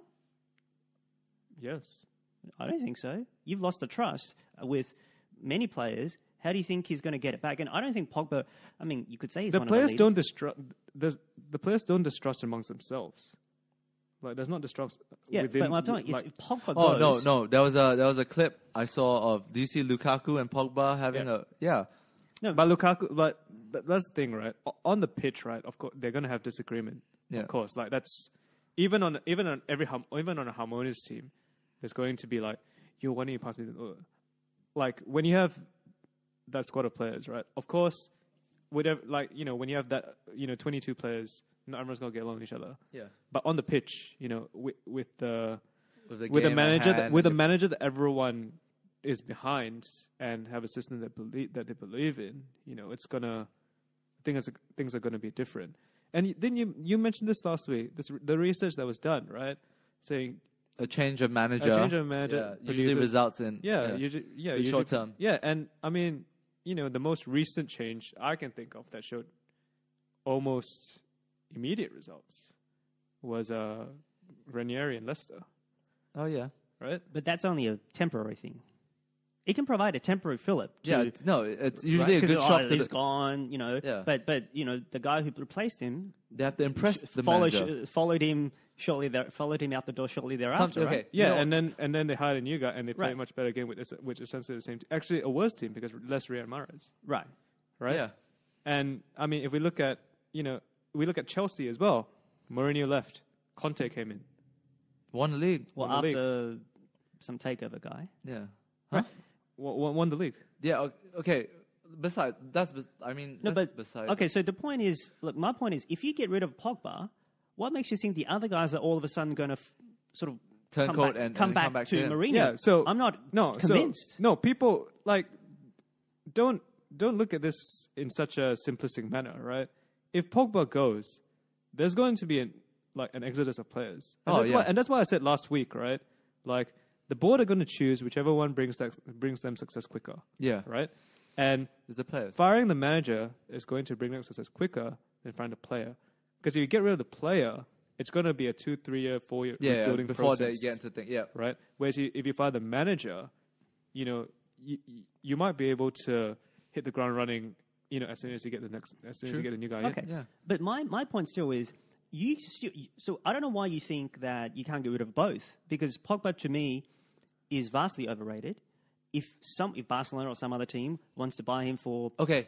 80 million, Even better. then Manchester would please take him off us, right? If they take Wouldn't him, they do okay, that? if they sell both, who they're gonna Well, replace both you're of not them gonna sell with? the manager. No, but No, if you get rid of Mourinho and you get rid of Pogba, who they're gonna replace? Who them you with? replace? Who are you gonna replace Pogba with, and who are you gonna replace the manager with? Well, he's overrated. I think United have seen that, right? Would you not think that whatever price it was, 90 million? I don't know if 90 it's mil. pounds. Yeah, okay. 90 mil. In hindsight, well, I said that at the time, but in hindsight, do you think that was too high of a price? everyone thought it was too high of a price. Even today, everyone thinks it's too high. Even after he wins the World Cup, everyone thought it was too high of a price. If United can sell him to some club, Juve or Barcelona, for let's say 80 million or 90 million, they would do that, right? No. You just look at it independently. No, I get what you're saying, but my question is, why do you think everyone at United thinks the same as you, that Pogba's overrated? Sorry, come again? You say that United would sell him because to you, Pogba's overrated so clearly. Yeah. So of course United would sell him. But why do you think people at United think he's overrated? I think Mourinho. Okay. So maybe I didn't say the words. I think what I mean by swagger on the pitch, not off the pitch, on the pitch. Don't use that word, man, because our definition of the word is very different. Okay, Pogba has a lot of swagger on the pitch, sometimes too much. Yeah, right. And this is why Mourinho overrates players like that. And Pogba is someone who doesn't fulfill that swagger. Like, that swagger doesn't sort of translate into his play. But players like Lack of efficiency. Deco and Snyder, just to name a couple, are players who Michael Ballack. maybe who has that swagger, but at the same time who raises their level to perhaps more than what their talent can show. No, I just think that the players you're talking about, they all have higher intensity. Yeah, part of it is. Yeah, but the first sign of that intensity is through swagger. Now, I think Ibrahimovic and Pogba swagger is a negative. That's the name of the episode, swagger. Okay, but don't you think that Mourinho wanted Pogba, and he might have overvalued him because he sees that sort of talent as well as the swagger sort of. Yeah, no. You know? The way Mourinho describes him, like, yeah, look at him. He's a talented midfielder. He can attack, defend, shoot, like score these goals. That's what he said, and you can tell that like he thinks highly of his talent. Mm-hmm. But I think I agree with you that it hasn't translated to consistent performances, and I think you can say the same. I think most people would say the same. Or let's put it this way: confidence. Is that No. confidence? Oh, he's not short of confidence. Pogba's not short of confidence. No. I think Mourinho likes players who are confident. He sees Martial, like he doesn't like Martial because he feels like he can't stand up for himself. He's still like Soft. If you want to call it like that. And he doesn't like those players. And I think there's a flaw in that because there are Luke players, Shaw as well. Luke Shaw was at that start, and now he's sometimes he developed tests them. You see what he does in post-game press conference or even pre-game. Yeah. He'll test them to see the mettle. You know, if this guy has it, because he believes those players. That's how he values those players. Perhaps a bit too much by the mettle. Obviously, mettle is huge. Yeah. Right. Like John Terry and Frank Lampard has those mettle. Look at Matic, man. That guy's a Serbian. Like he's a Serb, and they're tough as I think. Okay, but I think he puts too much weight on the mettle or swag or whatever you want to call it in that regard because it's brought him success in the past. But today's players, I think it's all had a no calorie, for to use an expression. Like it's just empty confidence or empty swagger that he doesn't sort of seem to understand. This is the disconnect between the younger players and older coaches are happening in different sports, billions of different sports. And he's behind that for all the top coaches in the world. I think he's behind that a bit more than others. Yeah, you can others say that. coaches. Yeah. Well, I think that is an interesting topic because Mourinho for a long time was known as a great man manager. Yeah. And that's probably what people see as his failings now. Yeah. So now he gets along with some. Whether it's through the change in the so? guard and change. No, I don't think so. It's like I think it's widely he's a great regarded. tactician. No, it's widely He's regarded. He's widely regarded as a great man manager. But he's quite polarized. But not right now. No. In Porto, maybe? No. Every Where? team, the players who would die by him. Yeah, they will die for him. Yeah, but that's only part of the equation, right? He's a divisive figure. Pretty much the last 4 stops. But there are still players who still die by him. But my point is, you're not supposed to be. That's the definition of divisive. You're not supposed to be divisive. Yeah. You're supposed to have everyone on board. Not everyone's going to be you're going to hang out. You're going to be best friends. But you're not supposed to have people come out against you. Swear against you. True. It happened that in Real Madrid. Happened in Chelsea. He's right. Happened in. You shouldn't have players that come out. No, but like I said, he was known as a great man manager. Where? And that has slowly, slowly over time. In what? In the first right? stop? In the first stop to Chelsea? No, okay. At Chelsea, Porto, Chelsea, Inter, all teams that would die for him. No bad words until Real Madrid. Until Madrid, and then he started picking up more and more. Yeah, okay. I agree. So I didn't follow as much, but I do think he was also a great tactician, and winning at that time probably covered a lot. Oh, right? he was the man who created the bus. Okay, he parked the bus. He invented the bus. Right, but no one came out. Look, I'll sort of take your word, but no one came out in those 3 stops. of course, like so. winning. Sure No one came out in those stops. In fact, they were really successful. Yeah, in fact, people came out to.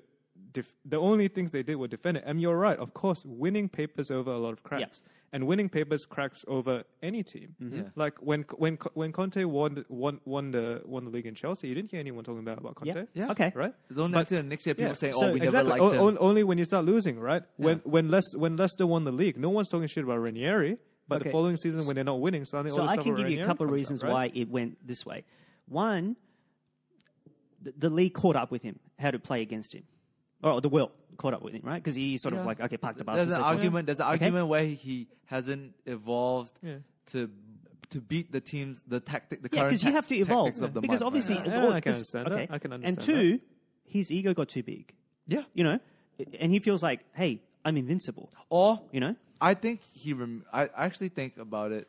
I think he was way worse at the last season at Chelsea, and I think when he came to United, he came quite grounded the first season, and obviously it because you're intensified. going to a new place, of course you're going to be like that. No, but it intensified in a way where I feel like one of the major factors are he's dealing with a lot of young players, and the young players of today are a very new breed for these managers. The circumstances of how he came to United is very not Jose Mourinho-like.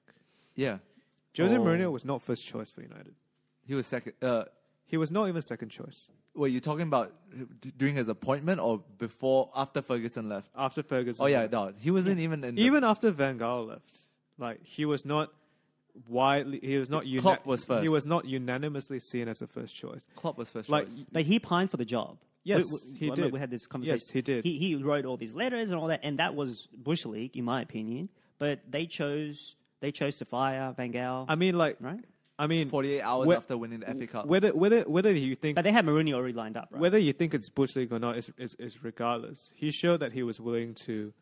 I guess if you want to talk about his ego, you know how there's some actors who's, it's like, I'm George Clooney. I don't need to audition for anyone. Yeah. Like Zlatan, right? Zlatan and Arsenal. I don't need to audition for anyone. I'm Zlatan, Yeah. right?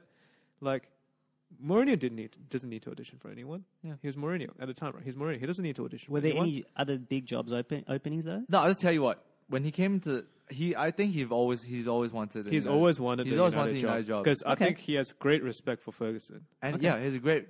The way he looked at it, he even said right, he wanted to create a similar dynasty. Yeah. So How many big clubs? United, Barcelona, Real Madrid. the only league That's he it. hasn't been that he wants to is France. Germany. Okay, but these are the three biggest. Would you agree or disagree? He's got England, He's Spain, basically France. got England, Spain, Italy. Yeah. okay out of the but- top four. England, Spain, Germany, maybe. I'm saying the biggest clubs in the world, Yeah. right? Two Spanish clubs, United. I don't even know if I want to include Juve or Bayern Munich, but these are No, the top right three, now right? they're not. Yeah. But like, if you consider for In the terms of last the heritage, 20, 30 years, right? Yeah, So- heritage history. What, right now they are. You got Bayern and Juve. No, he's talking about the Italian teams. Oh, I mean, no. Bayern's not Italian though. Bayern's No, German. Bayern's German team. It's up there. It's up there. No, but what I'm trying to say, I remember why before they asked him for a United job, he said, "No, I want to win like Zlatan. I want to win a title in the four biggest leagues. Yep. England, which he won, Mm-hmm. Spain, Germany, and Well, he hasn't won in Italy. Germany. Italy, yeah, has. that's why. I No, he mean, hasn't been to Germany. I feel like if he leaves United, he's going to go to Germany. That's my No, take. but we're talking about when he wanted to join United. I think yes, maybe he always wanted United. He always respects United. But No, I'm saying, when that opened up, that's why he came to the job. It's because he knew Van Gaal was going to get that's sacked. the biggest club available. Yeah, right? that's the Real biggest club Madrid is available. probably bigger, but he's not going to go back there. He just left a couple of years ago.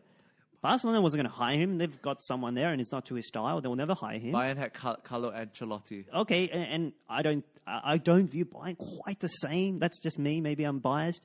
And so United was the one that was open, or that biggest- was had issues with the manager, ongoing so issues. No, Mourinho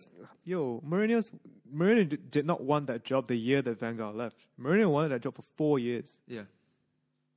I can't recall exactly, but you're telling me you mean while he was at Chelsea?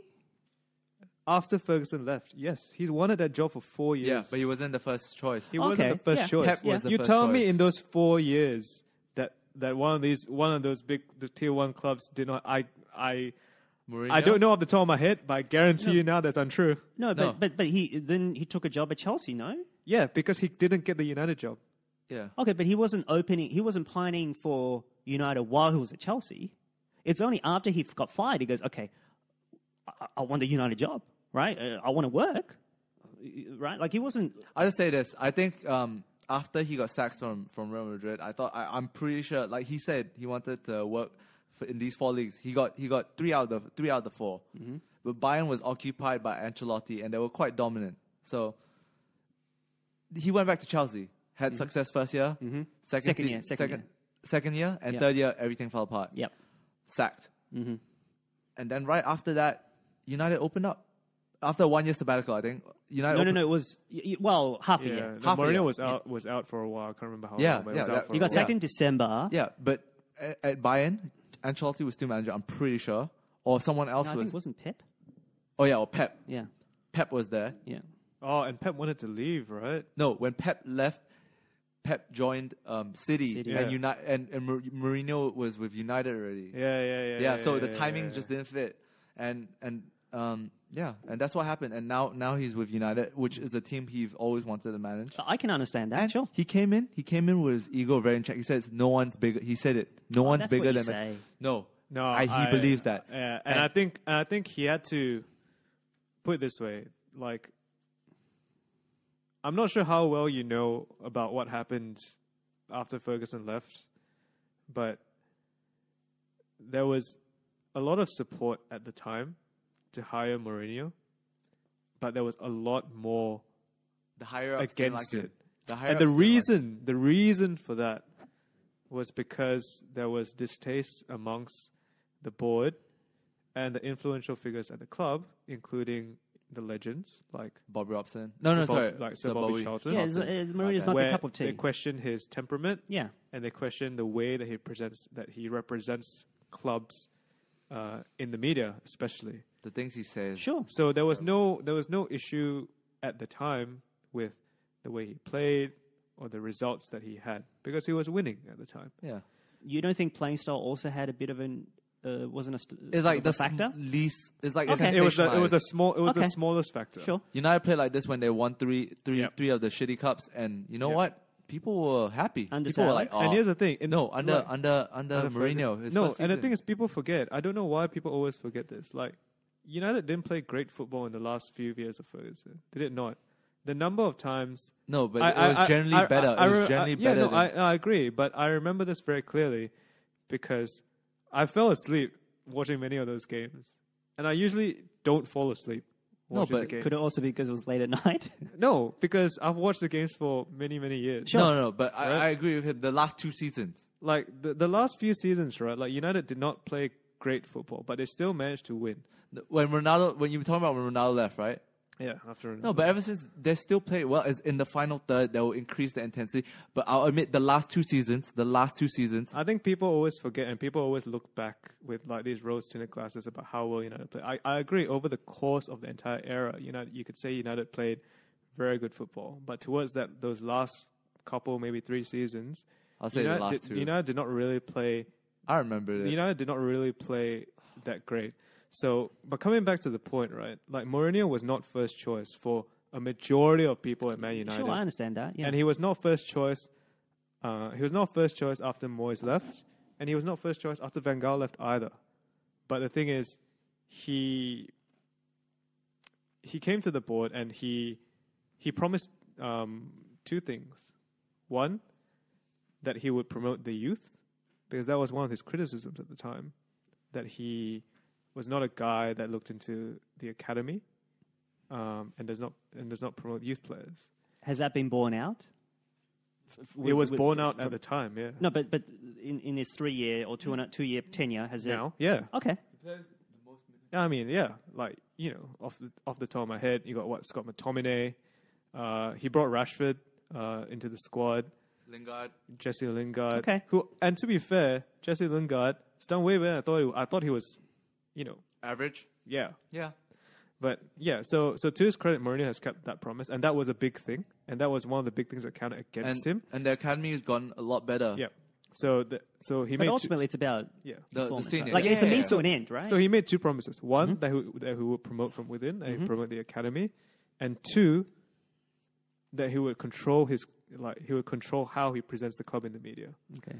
Because the way that he always was with his other clubs, check Porto, check Chelsea, Inter, The special one. even Real Madrid, Yeah. right? He said, "I am the special one." Yeah. But I don't think he's ever said it at United. Yeah. I would say he never said. I'm the special Although one. the special one is sort of and the thing, on the lower list of Yeah. And- disrespectful comments. and right? the thing Or- is, like, I remember, like, I really disliked Mourinho because of, like, he had a way to make people not like your club. yeah, You know? but we put up media. Everyone puts up with it because he was winning. Yeah, exactly. Right? But as fans, like, if you think, do you want Mourinho to be a manager like this? Generally, people say no, right? Like, for example, I understand, like, if it's a rival club, like, you generally have the bias anyway. But for example, someone like Arsene Wenger, Like, I never thought Arsene Wenger made Arsenal look like a bad club. You know, I never. Most managers aren't like that. Yeah, exactly. So the way that and that was part of his strategy. You know, that was part of his way of motivating his players. It fills him and fills his players. Yes, I agree. By getting that guys look at this. Everyone hates this. When this bunker mentality, all that sort of stuff. And that was the way. And that was one of those things where that's why he wasn't United's first choice. I certainly understand. And so those are the two promises he made to get in, right? And I know that Sir Bobby Charlton, because this was in Alex Ferguson's autobiography, was one of the biggest people against hiring Jose Mourinho. Yeah. Sure. Ferguson's first choice was Pep. They had dinner in New York, and Pep just said, "I have this project at Bayern that I want to do." So it was sad. So you know, I always liked him. That's why I think for Mourinho now to, I don't know, in a way he's reverting back to it old ways, but in a way he's doing some weird stuff. He's criticizing these players in public. He never used to do that. He never used to criticize individual players. You know, he always... at Real Madrid he started doing that. Yeah. Even at Chelsea, he said Hazard's not doing... I mean, the second round at Chelsea. Yeah. Yeah, but before that, he never used to do that. No, but I think we had a discussion... Okay, you go, Harry. I think after winning Inter, beating Barca, he felt like he was invincible. Yeah. 2-time Champions League winner. He won he won a treble. Although the treble doesn't count as much in Italy or Germany as it does in Spain and England. But okay, that's another thing. So after winning 2, it's sort of he's sort of at the top of the tree, right? He's sort of all-timer. And maybe somehow it got to his head. It feels like he can do pretty much however he wants it. He's the No, god. I think... You don't think so? I think his ego is not as big as you think it is. No, I think so. Now. I agree. I think so. But I then think again... from 2010 But you onwards, agree with Harry or you agree with me? I agree with him. Because if you're... I mean, at the time, he was the best manager in the world. Yeah, at that time. Yeah, at that time. In 2010, at 2010, he was, right? No, I think right now he's only pissed off that everyone thinks oh, you're done. You know? Every week it's like... Yeah, that's true. Every week. I agree. So he's reminding them, dude, it wasn't too long ago, I was the man. We didn't play for 5 years, and no one cares about 5 years. I also think he's trying to emulate this Alex Ferguson persona, where it's, no one's bigger than the club. The club, and I agree with him. I'm the manager here. No, he's making himself bigger than the club, isn't he? I don't think so. No, I don't think so. It's all about him. No. The only time where it seemed like it was him was I have three. No, that's what he makes about him. But the question was, it could was a very deflect it. unfair question. Okay, it could be, but that's how the media works, right? He could deflect it. That's not him. If you watch throughout, I think the media has been. I mean, there are reasons for them to target him, but man, he's been getting it really, really. Well, he invites it though. Yeah, I understand the media is the media, right? But he should know by now that's what the media is. You have to understand his situation. He's being piled on by not only the media, but by his own players as well. But that's part of the job. I know that's part and parcel. It's part and parcel. But that's why I'm telling you. That's why he is the way. I'm not saying he should be like this, but you can't. No, you can't. I understand why he's like that. Well, he could make it go away if he wins. Yeah, now, of course. He's not getting the players to buy into it, or it's all sort of messed up. Yeah. That's his making. All right, let's close it up. And he's not getting the results. So I don't know if I have much sympathy for him. He's sort of invited that in a sense. I don't think he's asking for sympathy though. But I think he's trying to emulate this Alex Ferguson persona where no one is bigger for. Keep in mind, he's never said these players. These players haven't performed for me, or these players are not playing for me. Yeah. He says these players are not living up to the standards as Manchester United players. Yeah. He's never said that, he's not performing for he's not putting himself above the club. I know I don't know remember what it is. Maybe it was against Sevilla or some team. He'll defend his tactics, and when they don't work, or when they work, it's his tactics. When they don't work, it's the players. So he's separating himself when times go he tough. does it sometimes. So that's putting himself. Maybe not above the team. That's putting himself away from the team when the team doesn't do well. His most telling interview was the most recent one where he said, "When we lose, it doesn't when we generally he said when it comes to football, he says, when we lose, The whole team loses, whether it be the kitman and everything. And he said everyone in the club loses. And when he said that, I was like, wow, I didn't expect you to say that. And I think he has I'm not saying his ego is not big. His ego is still as big, but I think he keeps it more in check. In United, in all honesty, I don't know if I'm being sentimental here, but I think like I think he's the way that he sees himself and the club is a bit different from the way that he saw himself in Chelsea and the way he saw himself in Inter other clubs. And the way he saw himself in Madrid and I all agree. that sort of stuff. I agree with him. Like, I think he sees it a bit differently, but I also think it's How so? It's partially because of the structure of United. In the sense that, yeah, like I said before, he says these things such as, like, for example, like, he doesn't talk about these players don't play for me. He says these players are not playing for, the club. He says things like, when the players lose, like, the kitman loses, the receptionist loses. Usually, you never expect that. Our tea lady loses. And you know who says exactly that? Ferguson. Ferguson said, I think that's an exact quote, actually. I remember this. He says the kitman's equally as important as the club coach on the club. But this is really on the periphery, isn't it? In other words... No, but we're trying to accurately display Mourinho's...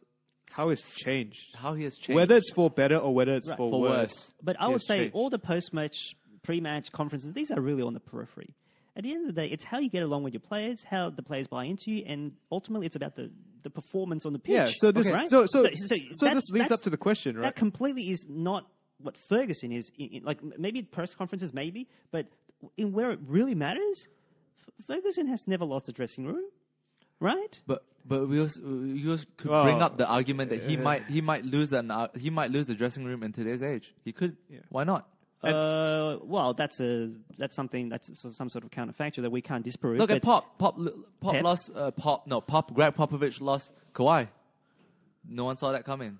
Like but Kawhi again, it would be an outlier, and also basketball is just one player rather than. But in a way, I can understand what you're saying. That you're saying, like, how does this relate to the whole situation of United losing, and it relates to it because the question is, like I was talking about earlier, I'm not sure if you posed the question or you posed the question, but is it going to be Mourinho to go or is it going to be Pogba to go? And what we're saying are some of the justifications of why people say that, United should stick with Mourinho, right? Although I don't think they will. But I think that let's close everything up. Okay, me and Justin both believe in sticking with Mourinho, but we think he'll be the first one to go. I just reject the premise of either one or the other. I think you look at it independently. But that's what's more likely. No, but that's not realistic at all. I don't understand. Why not? Name me one circumstance in the past, 10 years where they fired both a high-profile manager and their star player on the same year. Are you talking about just any club? Real Madrid, Ronaldo, Tier 1 and club. Cristiano Ronaldo. Tier 1 club. They got rid of. Zidane left and Ronaldo went. No, they got rid of Mourinho. No, that's different. No, we're talking about a case where the club wasn't doing well and the manager and player had a go at each other. Mourinho and Ronaldo. They got rid of Mourinho. They kept Ronaldo. Let me answer the question. Okay. Name me one instance. Okay, in the past 10 years. You're confusing Ronaldo with Pogba, which no. I'm not. He's not a. I know he's high. Who is the star player at United? It's not Pogba. It is Pogba. It's I tell you right Pogba. now, it's Pogba. When you talk about star in terms of brand, maybe, but in terms of performance, who is the leader of the players in United? I don't care about. It's the Paul leader. Pogba. I don't know if it is. It's Paul Pogba. That doesn't matter. Who was the leader of the players at Real Madrid when Mourinho was there? Ramos. It's Cristiano Ronaldo. I think it's Ramos. Ronaldo was the best player. I think it's Ramos. Okay, regardless, all right? Who was the leader of Chelsea when Mourinho left? Who was the most influential voice? Second time. Leader? Hazard, right? I think leader was Terry. But Hazard was the best player. Tell me one instance. Okay, tell me. Like a leader doesn't have to be the best player. Tell me one instance. You're not answering my question. Tell me one instance where they've let go of both. Okay, your so-called best player, I'll give you even two. Their best player and or their leader. One of their marquee players. I don't think. Well, he shouldn't be a marquee player. No, but regardless of. But this is regardless. Yeah, but this is regardless of your opinion of the player. Right. This is not your opinion of the player. Do you think It's the Manchester general United, opinion of the public. It's a game. No. Do you think Manchester United think that Pogba is a marquee player? Yes. They probably think he's in the top 5, definitely. Yes. Well, they're wrong, and I Okay, think they're wrong. Okay. Yeah, but that is your that's not- opinion. That's not so the opinion of do the you club. think Ed Woodward thinks that way? I'm not sure if I don't know what he's thinking. Surely from the wage structure, yeah. Yeah. Surely He from the is. way they pay He him. thinks that in terms of financially, maybe Pogba will bring in a lot of cash. So in that respect, then okay. But in terms of just purely in terms of Okay, winning, who has the most clout in the team? Pogba has a lot of clout in the United team. Okay, but that's beside the point. He presented you 3 cases, and 2 of the cases, history and what history has shown, Mourinho. But I don't know why you have to go by history, because United is not anywhere close to contending for the 2 main trophies. No, but that's right beside now. the point. The point is the situation is very similar. When both teams started tanking, very, very identical. The teams Which aren't one are you talking performing. Mourinho at Madrid, Yep. the year where he got sacked, Yep. he No had, 2 cases are all exactly alike. No, but they're the closest. But they're close. I mean, well, we have to have a yardstick somewhere where we can make a comparison, right? Well, In that case, what's the point? okay, In okay, that case, what's the point of even talking about No, anything? but Because can't nothing's we- the same. No, but we judge it on its own merit. Okay, And okay. what we're saying is Okay. that, yeah. So based on this situation, you think both should go? Well, I'm saying, look. Okay, do, what's- do you okay. think Mourinho is underperforming? Because I think he is. Okay. I think he's a no, that's great beside the point. What- tactician. Okay. You think? Okay. Now we know. But you think they both should go. But what do you think is going to happen? That's a better question. What is realistically going What to is happen? realistically going to happen? They have to weigh. So come the January. Well, they have to look at the performance right now, because obviously right now they might engage in want to listen to offers from Juve or Barca about Pogba. Yeah. So at the same time, they look at the performance. If they don't do well, if they are, look, they want top 4. How much? Okay. They better lose a lot of money, question. right? Based on right now, who you think is more likely? It depends to go? on how the team performs in the next. I think December would be a time when we know, is he going to stay? If they're going to No, get rid but of him, I'm asking right now. if they're Just a going to projection. listen, Just right now. So they have Newcastle. That's Yeah. a big game. Oh, That's a big game, right? I think after that, You don't want 2 weeks of just because it's a bye week or Not only the that, international. they're You don't about want to to lose. They're about to head into one of the toughest. That's right. Toughest period. Now, if they lose to Chelsea, okay, that's one thing. They can't afford to lose to the mid-tier teams, right? Newcastle and all these other Newcastle's the bottom of the league. Newcastle, Chelsea. I think Juventus comes up soon as So well. Chelsea and Juventus is understandable. United's team's not as good. So, but it's Newcastle. It's whoever is after Juventus, and there'll be Juventus again, and then some other team. If in December they're like 10th or 9th or 8th, or so, they're like too much of a gap, they have to get rid of him. They want the top 4. Okay, so Mourinho's gonna go. Done. Well, I mean, if they based don't on go on a your- run, yeah. and at the same time they'll listen to offers from Pogba. If a good offer comes along, whoever it is, they'll offload him. I Pogba think- and Mourinho will not be in the same team next season, right? And it will be either because Pogba has gone or Mourinho has gone. Yeah. They both will not leave. Chances I are, oh well, I'm not sure, but we might disagree. But chances are, at least one will go. Yeah, That, yeah. You know, the And chances are good. I'm just gonna say, as a United fan and as someone that keeps in touch with, what's going on with United, I would say 90% of people at United thinks that in terms of the leaders of the team, I think it's Pogba's- Pogba. Yeah. I don't deny that Pogba is not a leader. You just did. No, hold on. I just don't think he's a good player he's a or good great player. player. No, you Yeah, don't but think- that doesn't matter, right? Like I asked, What do you mean? I asked you before. Like, give me one situation where the leader of the team and the manager have gone, and you've gone, but Pogba's not the leader. Well, I have to look it back. What about the year when? Oh, but He was vice captain this year. Who is captain? Antonio. Yeah, Valencia. He was vice no, captain. but why is that the standard? Just because it has, I don't know if it has or hasn't happened. No, even though Just he because it wasn't hasn't vice happened captain. doesn't- Why is there some sort of No, arbitrary rule against that? No, even though he are they wasn't vice committing No, captain- because realistically, Yeah. the team will not lose both their manager and their best player in the same No, he's season. not- They will try I to reject make that. one No, or he's the not other best work. player. Okay, he might be the leader. Okay, he's certainly not the Yeah, best he's player. not the best player. Yeah. No, but okay, a star player. A Yeah, star fine, player. they're star player. brand. A Whatever, brand. Yeah, however you want to fine. define their star player, he's their star player. But he's the star. They will not of the lose. team. They will not lose their star player and their For the manager right price, they will absolutely. in the same season. For the right price, They will not. What do you I mean don't think so. They won't? will not. No, They will no. not.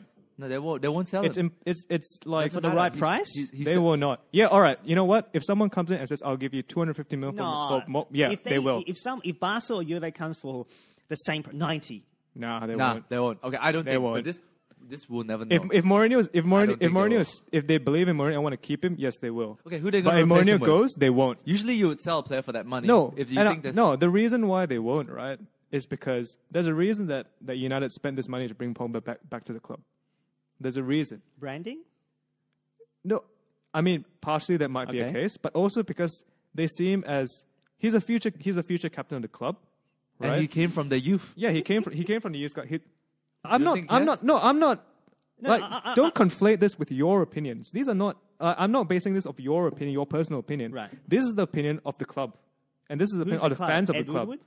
These are the opinions of No, the there's club a and the opinion fans of the fan. clubs, right? They have a love. Everyone, like people saw Pogba coming back to United, right? And Pogba was going to be a future captain. Yeah. He's going to be the star player of this club, and he was like going a to be favorite son that yeah, shouldn't have and he left. was going to be the I know leader I'm of talking this club. to United, but do you think the fans will be really upset if they sold Pogba for 90 million? I think they would. the fans will be upset if Really? both Mourinho and Pogba go in the You don't same understand. season. You don't understand Like, how wait, much. like, no. I'm not a big Pogba fan, but you don't understand. The United fans love him. No, I will not mind if Pogba goes. I would if mind Mourinho as well. stays. You will or you won't? I prefer Mourinho. We both prefer Mourinho. Okay, but do you? Okay, I understand.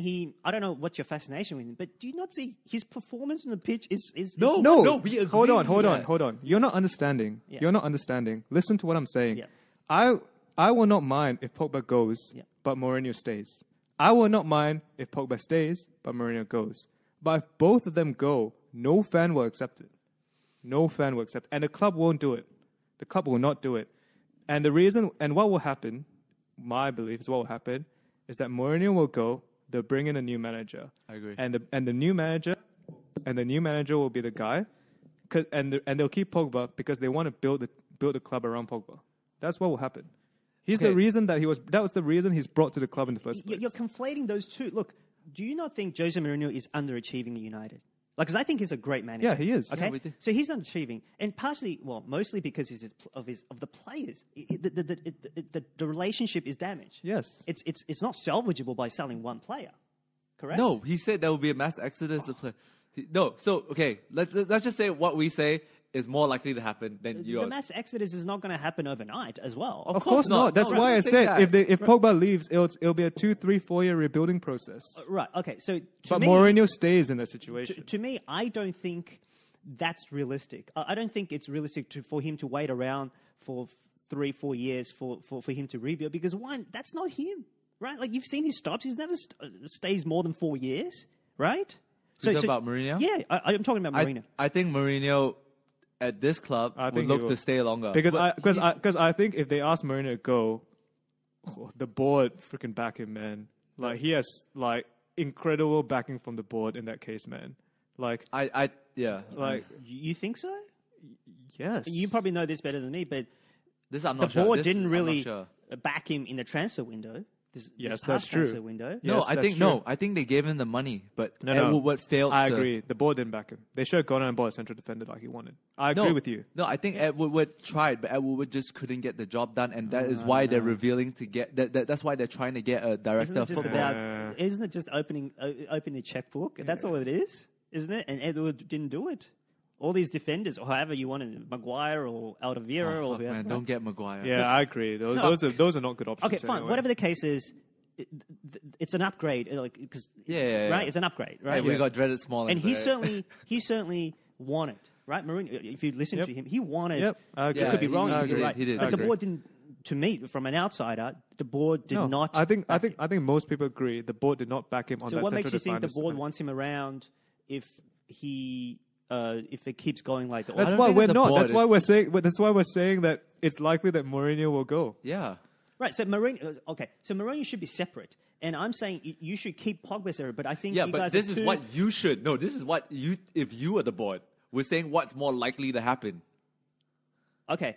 I don't think the board. I think the board's had enough of both Mourinho and Pogba. Okay, They that's your realize view. the error of Done. those. That's your view. Okay, and we shall see. The two guys, that Mourinho and Pogba will not leave in the same season. It's not realistic. It will not happen. You should just do it independently. Like I just. Yeah, but you think they should, but All right, so- not everyone thinks like you, Harry. Wait. So basically, your argument, right? Yeah. is that you don't think Pogba's as good as people think he is. So yeah, If they can sell him for 90 million, because Barcelona or Juve will think we can get the best out of him.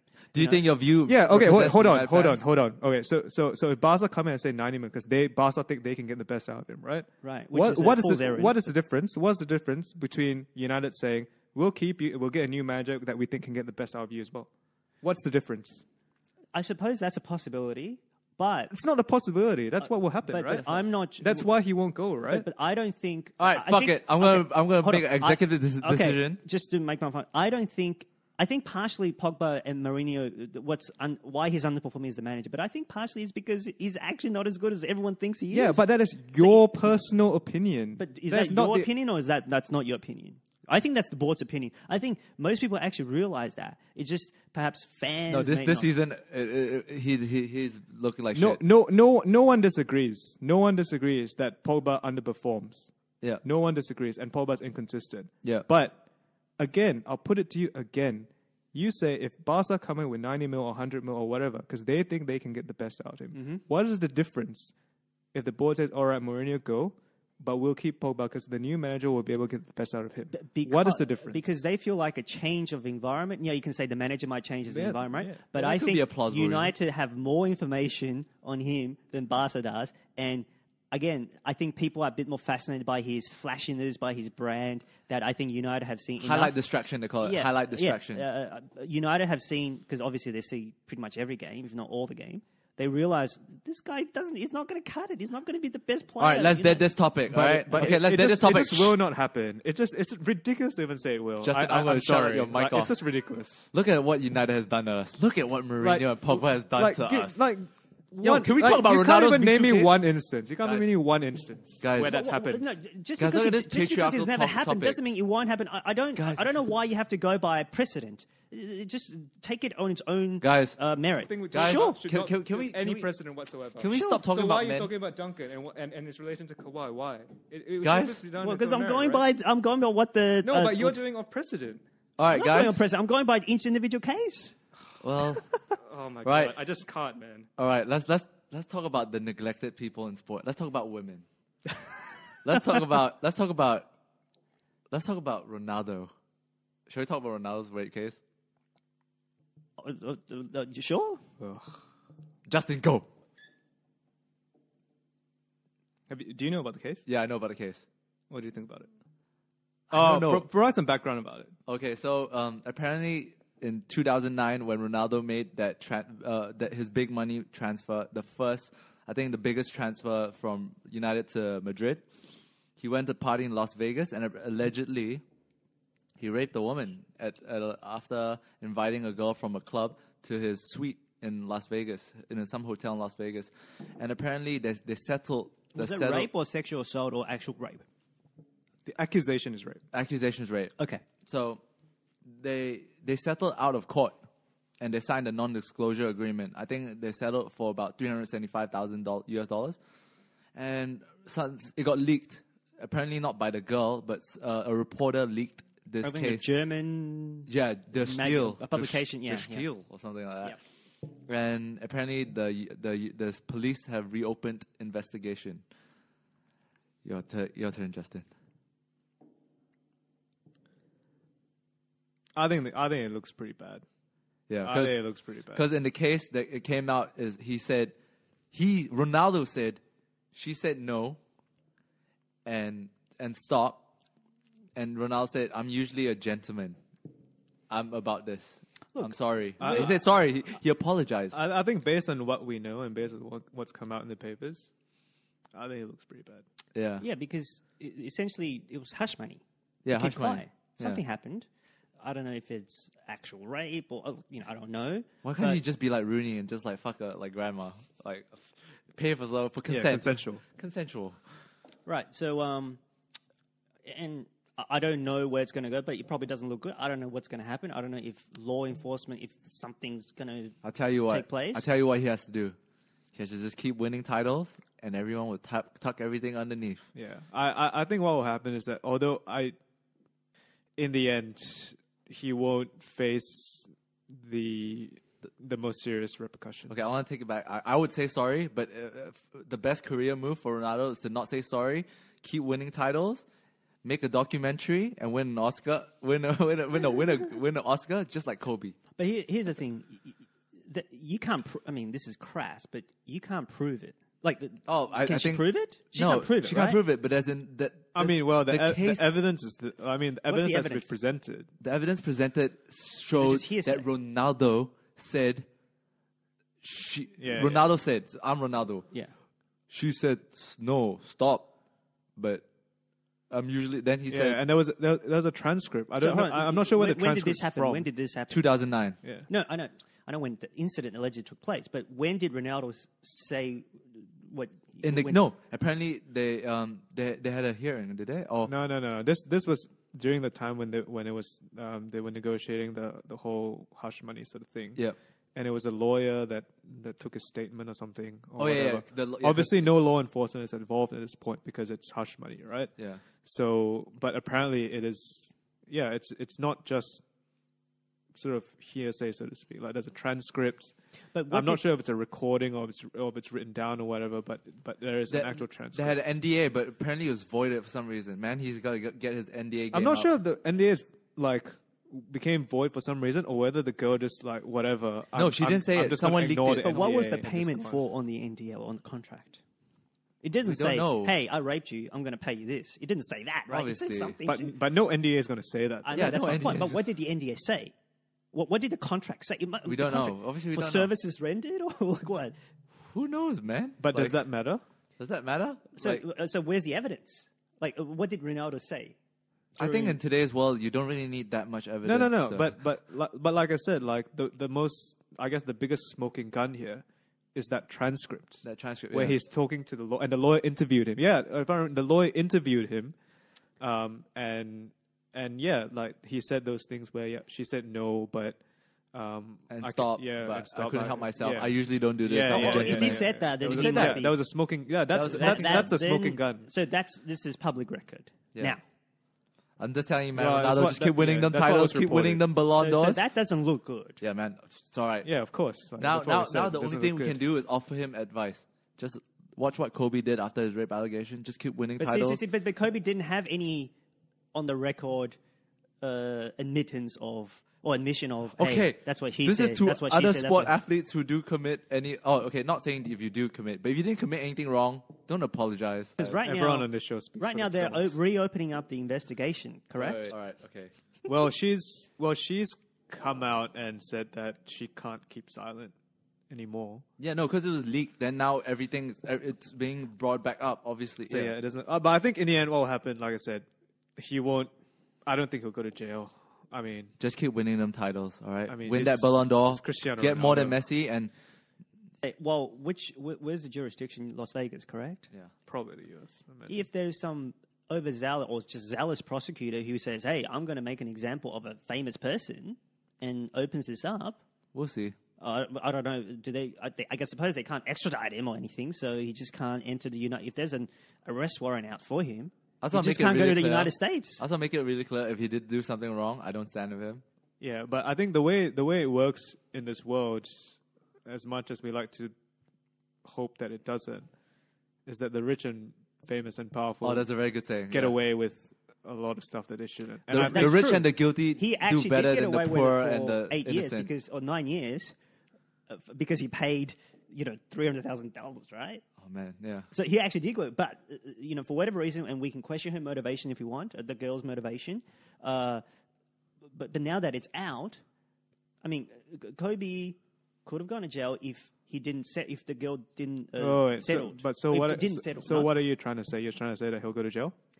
I'm saying, given the evidence that he actually admitted, potentially, yeah, I think so. Yeah, if that was because there's some sort of sworn statement that he actually admitted this. Oh, she said no, but I was gentle or whatever.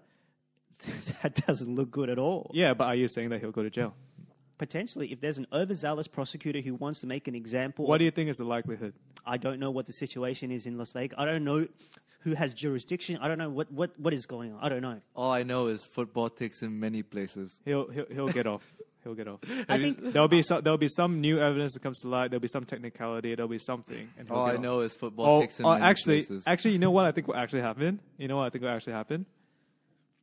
At some point, you stop hearing about the case, and it's because they've resettled. That absolutely could be the case. That's probably what will happen. That absolutely. That's that's more likely going to happen. So he won't go to jail. The repercussions for him won't be that bad. He's Cristiano Ronaldo. Like, at the end of the day, money talks. Yeah, and see, I will question her motivation. Her motivation isn't for Ronaldo to go to jail. Yeah. Her motivation is to enrich herself. Get that check. Or whether it's to publicize herself. Everyone on this show speaks for themselves. Yeah, I respect women. I respect women. I respect women. I mean, I respect everyone. Forget about women. I don't have to sort of... Right? Let's revise. This episode title will be Harry respects women too. I respect everyone. I don't have to respect women or men, right? Okay. True. So yeah, I think that's a good point. I think that's more likely going to happen. Let's close it up. Last two topics. Let's talk about. You want to talk about Ryder Cup? Let's talk about Ryder Cup. Well, I don't know what happened, so don't tell me. But hold on. Okay, but just to further my point last week, I had it because I did watch a little bit and I was fascinated by it, which is why I don't want you to spoil it. It's a couple of further points on why, to me, the Labour Cup won't work the way that Ryder Cup will. Oh, it's like country investment, definitely. That's like US and Europe. Like, it's like a fix more like... Okay. Well, that wasn't my... But... Okay, you go, sorry. So I'm going to take away tradition because you have to start somewhere, right? True. The Labour Cup doesn't have the tradition, so I'm going to take that away. Ryder Cup does. But I think the two further things that I think is the Ryder Cup has more of a... The format has changed than what is normal. Yeah. So people can sort of go there and they say, hey, this is something different. Yeah. You know, because they play, doubles, foursome, and four-ball, and then they play singles. Tennis, the format isn't changed. It's still a singles match. It's still a doubles match. We've seen it all before. There's nothing different. There's nothing different. That draws people to say, wait a minute, this is not your typical golf round. This is not your typical tennis match. Yeah. So that's one sort of, to me, drawback, or that one advantage that attracts people to want to sample the Ryder Cup. It's something different. Yeah. And two... they've got to really... So the Labour Cup, they've got to really... And it's sort of on top of what I said last week.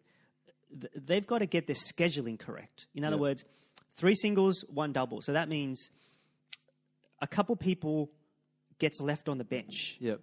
And if you know the setup of the Labour Cup, they sit on the court. On the court. Like a coach, on a couch, him, right? And... Maybe Serena should play in it. and the players who's not the top tier players, like 5, 6, 7, they're not going to like always sitting there because they don't get utilized every day. Like Federer plays every day, or Nadal plays every day, or Djokovic plays every day. Let's just say this: in the golfing one, everyone gets like equal playing time. Oh well, I think there's 12, but 4 players are not used. 4 players are but they're in the pavilion or they're on the course. Yeah. They're not. The course is much larger, so they're not always around. They can walk around. So they can the game type is more engaging as well. The 4-ball and foursomes. Like sometimes they both have to share the same ball and. Right. Yeah. So it's a bit of a novelty, but also the point I'm trying to make is, if you are someone who, I remember last year, I think the 5th ranked player only got to play once on the Friday and had to sat through every single match on Saturday and Sunday. They don't want to just sit there. It's boring for them. Why would they want to sign up? Why would they want to sign up and choose to participate in that when they only get to sit, they only get to play once, one game, and they have to sit through where everyone's looking at you and you feel sort of a bit embarrassed. It's like you're not getting picked to play. Whereas at least with golf, the course is much larger. You're not sitting in the one spot. You might go around and cheer people up, but you don't feel like you're sort of sitting there being sort of looked upon as some sort of embarrassment that you're not getting picked to play. Do you understand? That's another thing. I think the game, the Ryder Cup is just a bit. There's just a bit more engagement with the whole team compared to the Labour Cup, and I think that's okay. We'll leave it as there. Go catch up on the thing. Right. So my point is, other than Federer, other than the top 3 or 4 players who people want to watch, the second tier players, which you need, right? Because you have 6 players. There's only 4, big 4. They're not going to always sign up. Yeah. And because of that, you're not going to, especially when the top 4, the big 4 goes, who's going to be there to will always wanted to sort of sign up for the late. If you don't get the players, then it's not going to have the same. Yeah, no, I agree. Prestige as the. And Labour right Cup. now they're struggling to get like viewership for people outside the top four. You think about it. Yeah. Yeah, and that's always been the problem with tennis, anyways. You think yeah, about yeah. A long running problem for tennis. And also golf. Anyone can come up with a great round. Yeah, right? exactly. It's not like tennis where it's a bit more consistent. Where Federer, the top four usually always wins. wins. Yeah. Golf, anyone can come up with a great round. Yeah. And people will watch. Anyone great can be shots. a star of that tournament. You and I can out of 100 shots can if we play just 100 shots. Do you play golf? Not really. I go to driving range a couple. I think we should all play golf one day. But we can fluke a shot and people would cheer. Yeah, right. yeah. Like so it's not like tennis where only the top players play at a consistently high level. Yeah. A 50th ranked player can win a major. Yeah, and it will be no surprise. Yeah, and it will be a great story. Yeah, let's just end it. And Okay, move on. Yes. Okay, let's go AFL. That's the topic. Yeah, that's the topic right now that we can talk about before it dies off for the sure. transfer season. Let's go. Transfer season. Yeah, the trading season. Oh, you're talking about the NFL. I thought you were talking about AFL. AFL or NFL? AFL. Footy. The footy. You mean you're talking about the draft But yeah. or the trade? Oh no, I don't want really to talk have about much the interest. final. I want to talk about the final. The grand final. Yeah, that was a riveting final. I mean, I only watched the really last goal of the game. I Okay. managed to fix the TV right in time. Okay. That was Yeah. great. Do you watch the whole final? I went back and watched. I watched the second quarter onwards, but I went back and watched it. It's a good game, right? I mean, I watched the extended highlights and watched all the goals just to try to get. It looked like a very good game. It was a great game. Collingwood came and kicked 5 goals straight away. I think Mm-hmm. straight off the bat, straight off the rip. Yeah. Yeah. So I only know a little bit about footy. I know Scott Pendlebury because I played fantasy footy for once, and he was pretty solid. But I don't think he played that well that game, did he? It's a while back, but yeah, I don't think he was great. I think Their forward a lot was of the good. Collingwood- The really tall guy. I forgot his name. Mason Cox. Mason Cox. Yeah. He didn't play that good. But he kicked a few important goals. No. Maybe one or two. Yeah.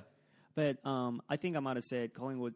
Look, for fans or for casual fans or non-fans, it's the simplest I can make is they have key position players.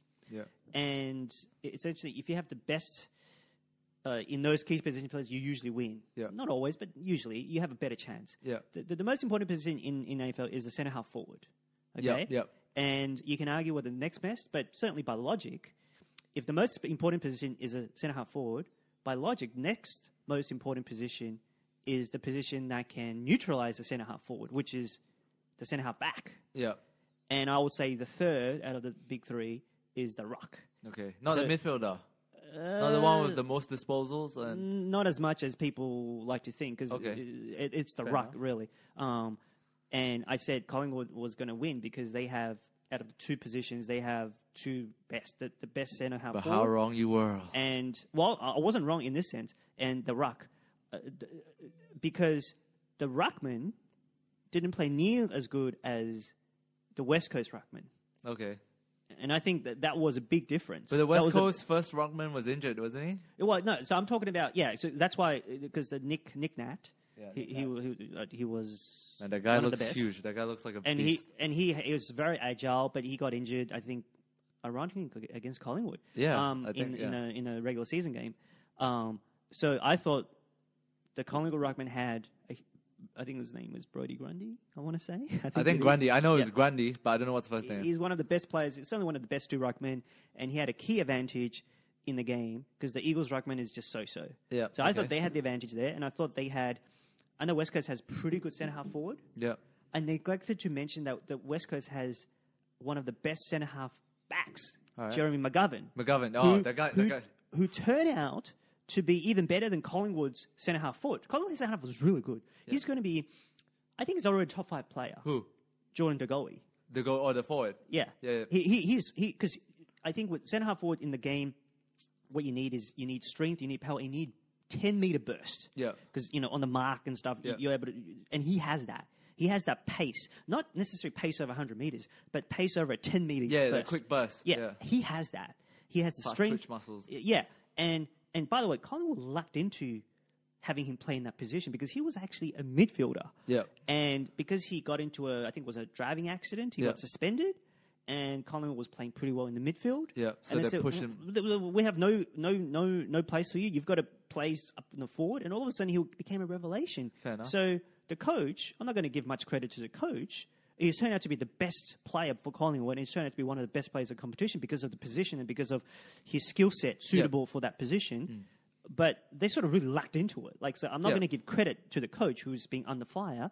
Okay, let's just cut it short. Why do you think West Coast won? Well, because the out of the three position players, I neglected to mention McGovern as one of the three. I thought Collingwood had by far the two best. Yeah. So that was one. That was my error. Two, the ruckman didn't play nearly as well as I thought. It just He should have.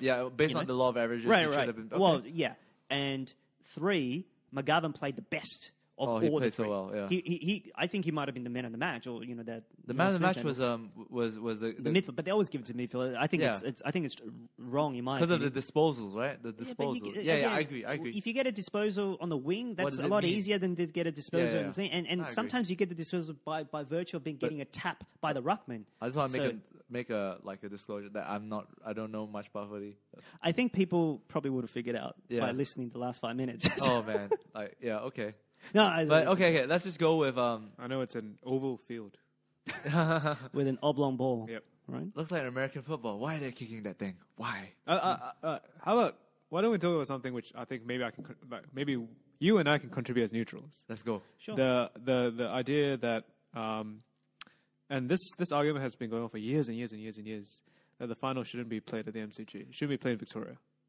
It should be played. It shouldn't be played in Victoria. Yeah. This is the topic because everyone wants to talk it about. gives an advantage to the Victorian Victorian team. team. Yeah, and there's So okay, I'll just bring it up. This started, I think, when over the last few years, especially when Many. It's a super when they old started argument. nationalizing the competition. True, yeah. Yeah. And when all these interstate teams will always make the final, and they'll always lose in the final. I remember first becoming aware of this argument when I was in high school. Like it's a super old argument. So the way I look at it was like, at first I thought, I always thought it was so unfair against the interstate teams. They'll win so much during the regular season, and they'll always get undone by the final just because where it's being played. Then the prime example would be the Richmond one. Richmond was in the final against who is it? You're talking about last year? Yeah, last year. Who is Richmond playing? They're playing Adelaide Crows. Yep. Adelaide Crows. And then I realized the whole season Adelaide played only 3 times at the G. Then I told them, like, isn't this unfair that they don't get like a chance to play there? Then they told me some Victorian fans told me, they were like, think about it. What don't you think if they play at the G they will lose more? And I was like, oh yeah, good point. So No, not a good point. But go it ahead. could be. Why not? Maybe they just struggle there. It could be, right? I think it's support. It's not just that Richmond the MCG is the home ground for 5 or 6 or 7 Victorian teams, or yeah. in fact all the Victorian teams, because I think Yeah. Geelong, who's not in Victoria, but they play big matches at the MCG. Yeah, no, it's usually this. When they play interstate teams, they usually push them to the Etihad. That's why interstate teams don't play there too often throughout the season. Yes, because they don't get the crowd, but I think certain teams still play at the G. Not all. You're right. Not all. No, I'm talking about teams. interstate teams. I'm talking about just interstate teams in Yeah, general. yeah. So that's They even play a the G, further like, once or disadvantage. twice That's or- even further yeah. because they don't get the crowd. Because Yeah, they don't get the crowd. Yeah, exactly. So that's even further of a disadvantage. Oh, so whereas- that's why? Is that why? It's because they can't get the crowd to fill up. That's why they play at the Etihad instead. I don't know. I think partially. I don't know fully, but that's partially the reason because they don't want empty seats. Okay. You know. So what's your take on this? How do they make this more... do you think it's fair? Do you think it's unfair? I think it's obviously unfair. I can understand the argument why it's unfair. I mean, I think in almost every sport, it's statistically shown that, the home team generally does better. Yep. I think the stat for the AFL itself is that, if I remember right, I read in the paper or something, in the past, I can't remember the exact numbers, but in the past X number of finals between a Victorian team and an interstate team, the Victorian team has won like 80% or 90% of the time. Is this at the MCG? In the grand final. Just look Okay. at the I last... assume that's at the MCG. So from 2013 to 2017, well, actually to this year, 6 years in a row. Actually, Victorian. It's a bit unfair. From 2012 to 2018, there has been a Victoria team versus an interstate team. Yeah. How many times has the Victoria 2012, team won? the interstate won. From 2013 to 2017, 5 years in a row, the Victorian team won. Yeah. So they've This won year, 5 the out of interstate won. So that's 2 out of 7. 7. Yeah, but Sydney lost twice. right, but it's a bit made unfair 3. because there was a team, Hawthorn, your team. It was a dynasty. My team. Well, Gang, it was a gang. I dynasty. I love the Hawks. So it was a dynasty. Especially Smith. Right.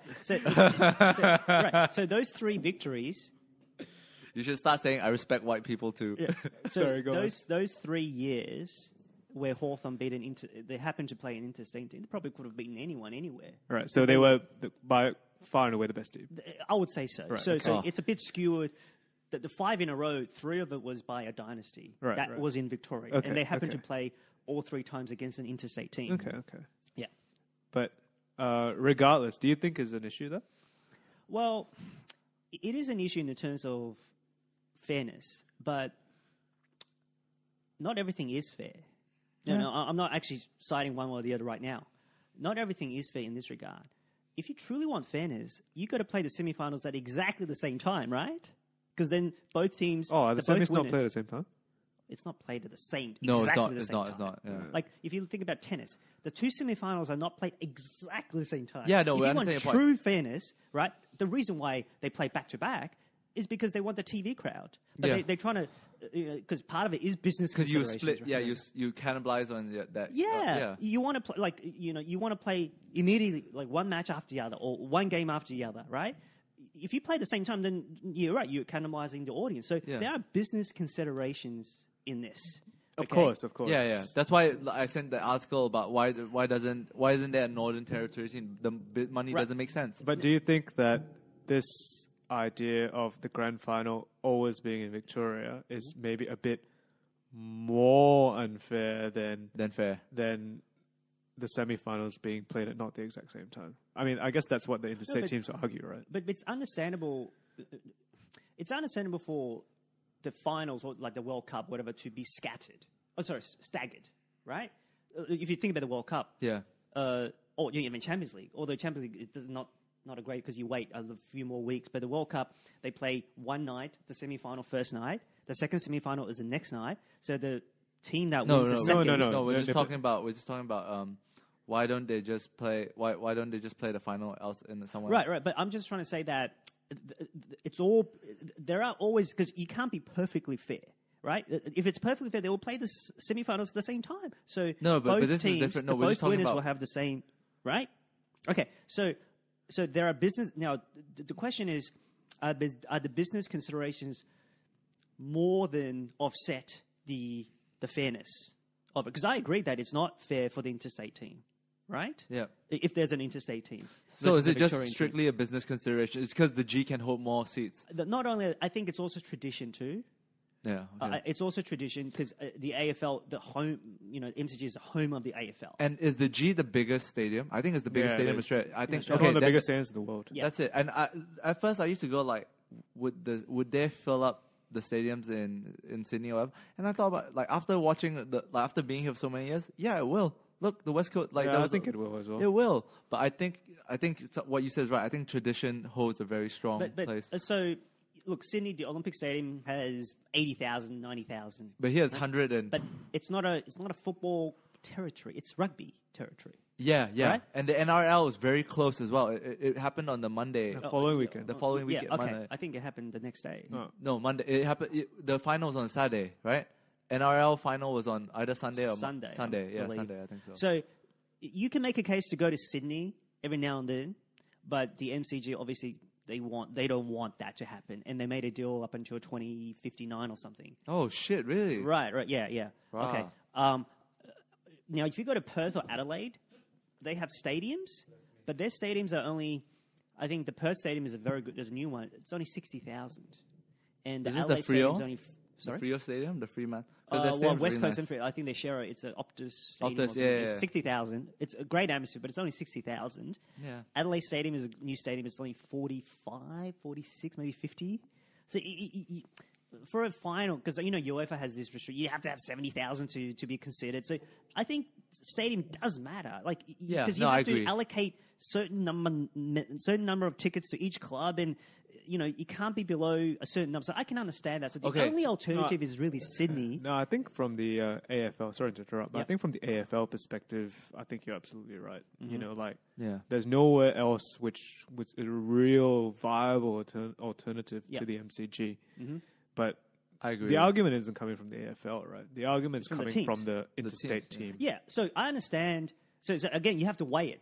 Business, because everything is business considerations. Yep. Business has to be factored into everything. Correct? Yep. Right? That's why matches play on Friday night, Saturday, and Sunday, Yeah. right? And weighed up against tradition versus, business tradition versus fairness. Now, I think practically you're not going to force a change, or first of all, it's already drawn in contract. But I think okay, we understand that. But I think the way maybe they should go about it. What if the interstate teams could get more fans to come? Should they be allowed to play more games at the G? I think that should happen, right? Surely. You're talking about in the final? Or you're talking No, about just in throughout the season? regular season, so they can get more exposure or more game time on the G. Because there's an argument that they don't So play you have there to fund them, right? The club's not going to pay them. The AFL's got to pay them. Yeah, no, I mean, but if they manage to get a bigger fan following and they could fill up the seats, then they should be allowed to play at the G more often. When you say manage to get a bigger fan following, you No, talk about bigger- the no, fan big- following basically from you're saying- interstate or from Melbourne. No, basically, basically they're able to fill the seats. No matter, I don't know how How it do could they be. go about doing that? They either get more fans or they get like Are you talking about flying them over? not flying them over, or they could have like Just more buying tickets. just buying tickets, just selling Whoever tickets in it is, general just buying for There's that not team. enough people in Melbourne who supports the Eagles or who supports Fremantle. But what it if makes they, sense. Yeah, if but they I were would say, able what if they to? were? What if they were able to? How are you going to get them?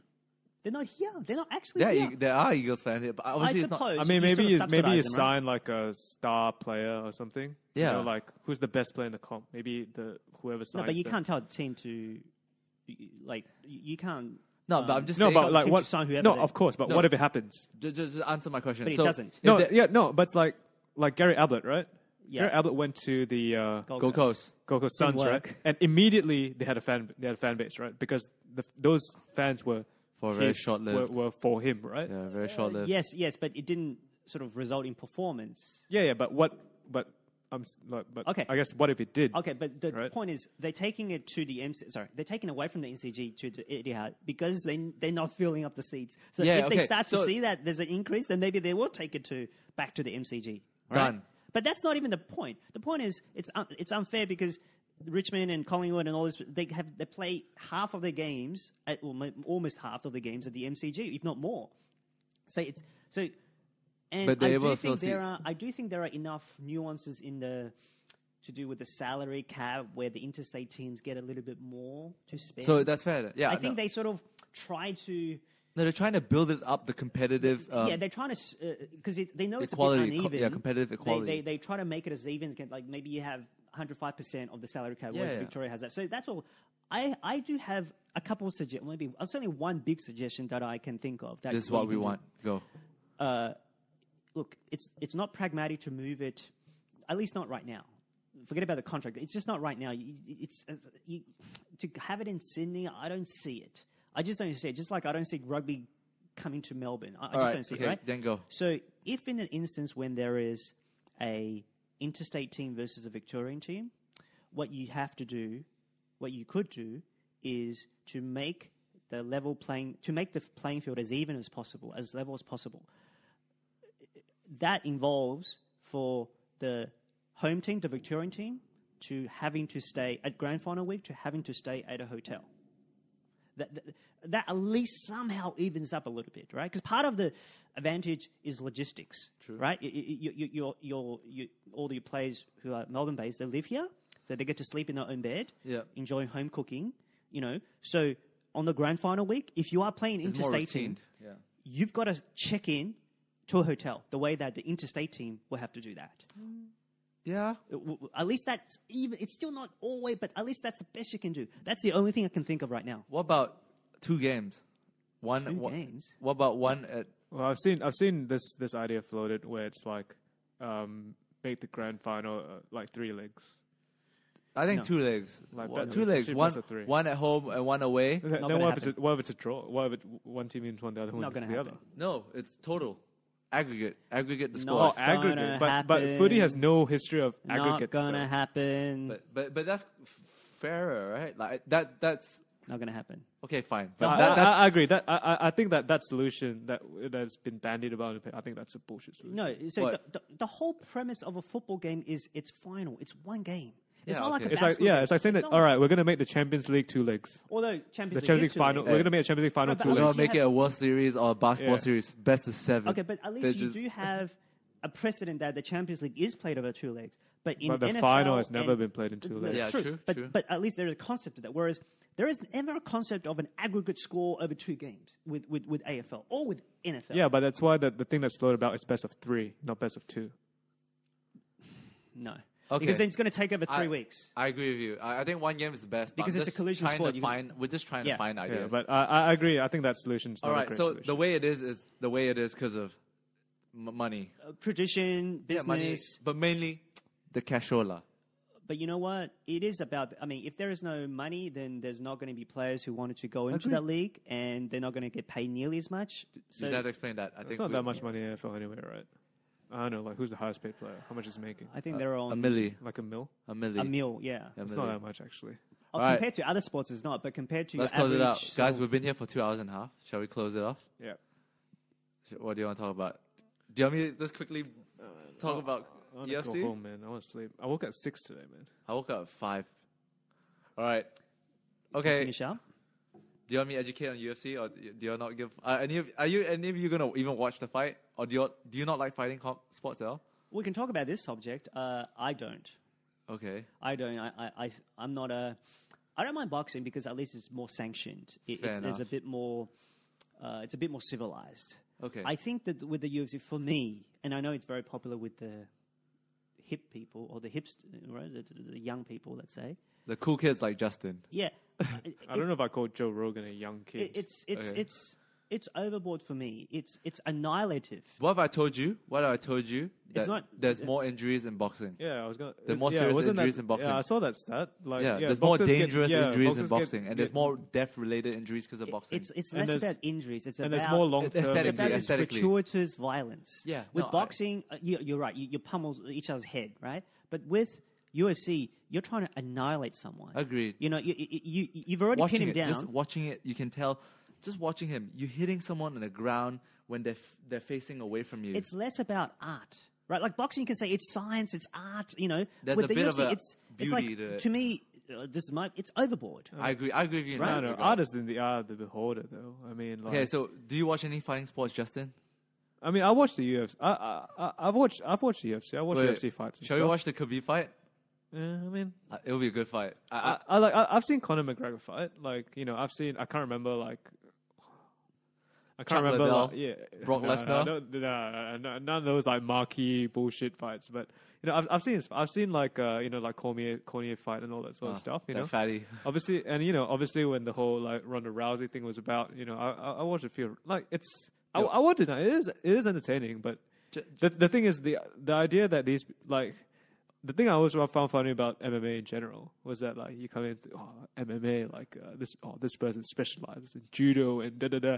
In here, what really everyone just ends up hugging each other and just falling to the ground. And punching on Yeah. the ground. Yeah. So no, but like what Harry says is not aesthetically really pleasing. Like but beauty is in the eye of the beholder, right? Yeah, like true. you know, Okay, that's true. some people would say boxing is not aesthetically pleasing. Like especially if you watch like some people would say, you know. Floyd Mayweather is not aesthetically pleasing to watch box because he plays such a defensive style. So let me. But some people would say, "Oh no, like it's great because you can see like he the way he boxes is very tactical." And I like there's- it. Yeah, and, yeah, you know, true, and true, they true, appreciate true, that. true. So I can understand both Okay. sides. Let's talk about- Have you seen like a guy fight Capoeira? I think that's like Yeah. freaking cool, man. It looks cool. Yeah. Yeah. But okay, I'll just say this: fighting is one of those sports where I think. I feel like there's a majority of the crowd doesn't really know what's going on. They just go like, I want to see him take They're that just head there off. for blood, man. Yeah, they're just just there I for want to see blood. that guy take that head off. Yeah, they don't but- think about, yeah. oh, he's using that 3/4 roundhouse kick. You know, like But what it's a technique. But it's the same with boxing, right? They're just there for blood. Yeah, they're like, just there it's- for it's blood. Like what it is, it's like I boxing think and there's- Do you MMA. watch boxing? I do watch I'm the a big big fights. boxing fan. So I understand what you're saying. Like there's this bloodthirst, right? Bloodthirst, like, yeah. It's sort of innate. Like World star. Yeah, I mean, So yeah. in America, like, look, there's this company that got famous. It's called WorldStar, and it's literally just videos of kids videoing other people fighting. There is a market for people love violence. It's moved on. Don't from get that. me wrong. It's moved on from that All-Star. No, but don't get me wrong. People still go on YouTube sometimes to watch guy beats the shit out of bully or some shit like that. Yeah, I don't.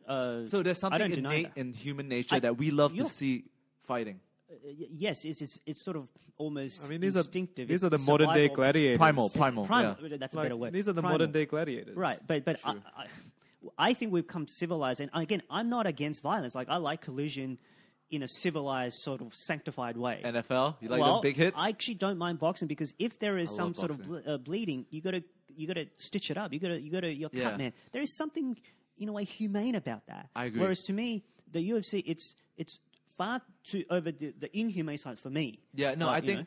Yeah, okay, I agree with you. Yeah. I'm on your side. I don't know if I'd call it inhumane because there's still a ref. The idea is that I think the presumption is still that you don't go in to intentionally it's like kill gratuitous. someone, right?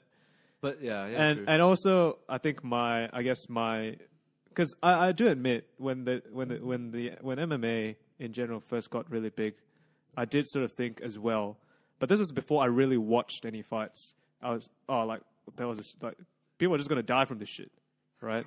Right. But the reality is that's not true. And once I saw a few fights and saw how it worked and what the rules were and all that sort of stuff, it sort of came around a bit. And then, you got these stats coming out that saying, like, in terms of injuries and all that sort of stuff, like, it's not, as, especially for like head trauma injuries and all that sort of stuff, it's not as severe as boxing. And Because you're not sort of trying to hit the head. yeah. Right, you sort of go more for the body or try to pin someone. I mean, ideally it just depends on your style, right? Like some people do try to, because that's the quickest way to get someone out, right? If you just get a good kick to the head or whatever, they're gonna pop down immediately and you're gonna win the fight. Yeah. Right. So I did think like what you thought initially, but after watching a few and understanding a bit more of the rules and the rules of engagement and what the role of the ref is and all that sort of stuff, I was like, it seems pretty cool. Like, I think actually at first I used to thought it was just very brutal. Like it's just like two guys trying to get like down rough and dirty and anything goes. But then I think the sport has evolved.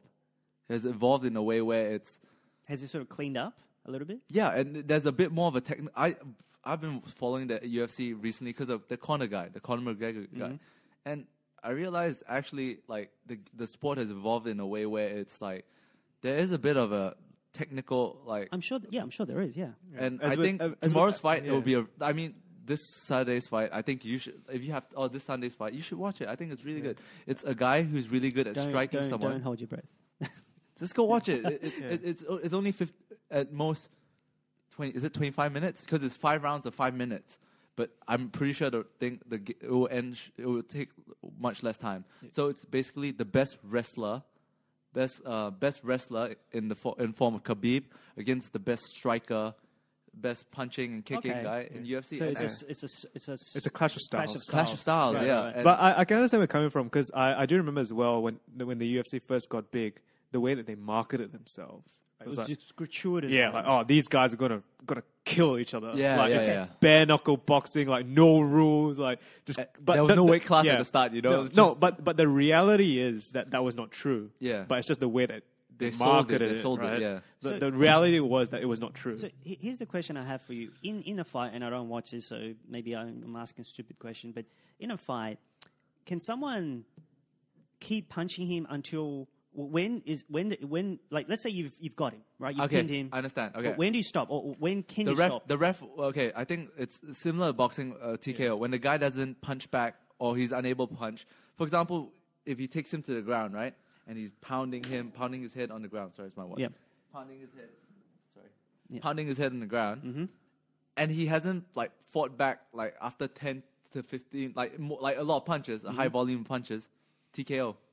It's a technical knockout. See, this is where this is my problem, right? So in boxing, if someone's on the ground, you can't do anything, right? He's got to get up from the 8 count or the standing 8 count or whatever, right? But in in UFC, you're saying if someone's on the ground, obviously in a disadvantaged position, Yeah. you keep go at it. Yeah, you for, keep for go at 10, it. 15 seconds. but I think you're not understanding. They're on the ground like 95% of the time. Yeah, and sometimes on the ground, the guy on the ground, even though he's in that position, he could use jujitsu Yeah. to get his way out or put the guy into a submission hold Yeah. and pull his hand out or make him tap. So Okay. there's another dimension So to it. when does it stop? Do they submit? How do they submit?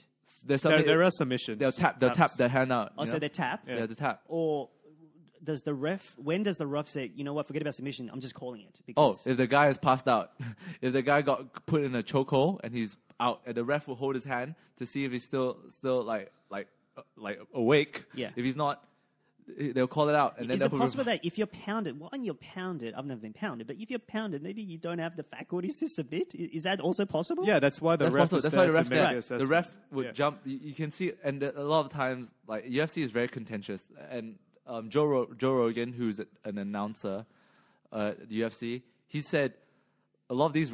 This is another topic for another day. We're talking about like how like boxing and combat sports in general, very subjective sport, very hard to. agreed. That'll be a very great topic. Very hard to what? Very hard to judge. It's very subjective, and it's all. A lot of people say it's the sport where the officials almost get it wrong all the time.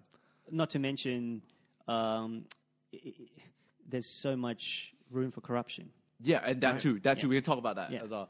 So let's just end. Let's just close Okay. it out. Sorry, just a quick one. I think the UFC thing. I understand where your concern comes from. A lot of it depends on the ref to make a judgment about Right. whether the fighter is fit to continue fighting or not. Yeah. And historically, there has been some cases where maybe the ref has let it go on a bit too long. But I think as the sport has matured more and more, and you get more and more qualified refs, like that's become less and less. However, there are still those issues at the lower levels, obviously, where you get less experienced refs or less, people who don't really know how to control the fight. But I think you can say the same thing about lower levels of boxing as well. Okay. I'll give you another thing first before you Yeah. go. So there are other mixed martial arts fighting divisions, and UFC is usually they're the safest because they don't allow you to kick a guy on the ground. Yeah. But there's like I don't know, it's not belater, but like there are other ones. There's other ones where they allow you to kick the guy's head. Pride. That's What Japanese. about below the belt? Is that No. out of bounds? That's out of bounds for everyone, Okay. as far as I Yeah. know. Okay. For Just in that every- region. Yeah. Because you can kick the legs, obviously, and But the most brutal thing in UFC, it's either the ground and pound, as in when the guy's his hands are locked down and he's getting punched in the head, or a straight up kick to the face. Like I think that those are the two most brutal. Yeah. And maybe even a submission where you can yank a guy's like arm out. These are But besides that, I think it's quite But well I think regulated. just on the combat quite- sport, like, do you watch Muay Thai? Oh, I don't watch, no, but I know. If you want to see like combat, which I think is like, I think that's the most brutal of the three.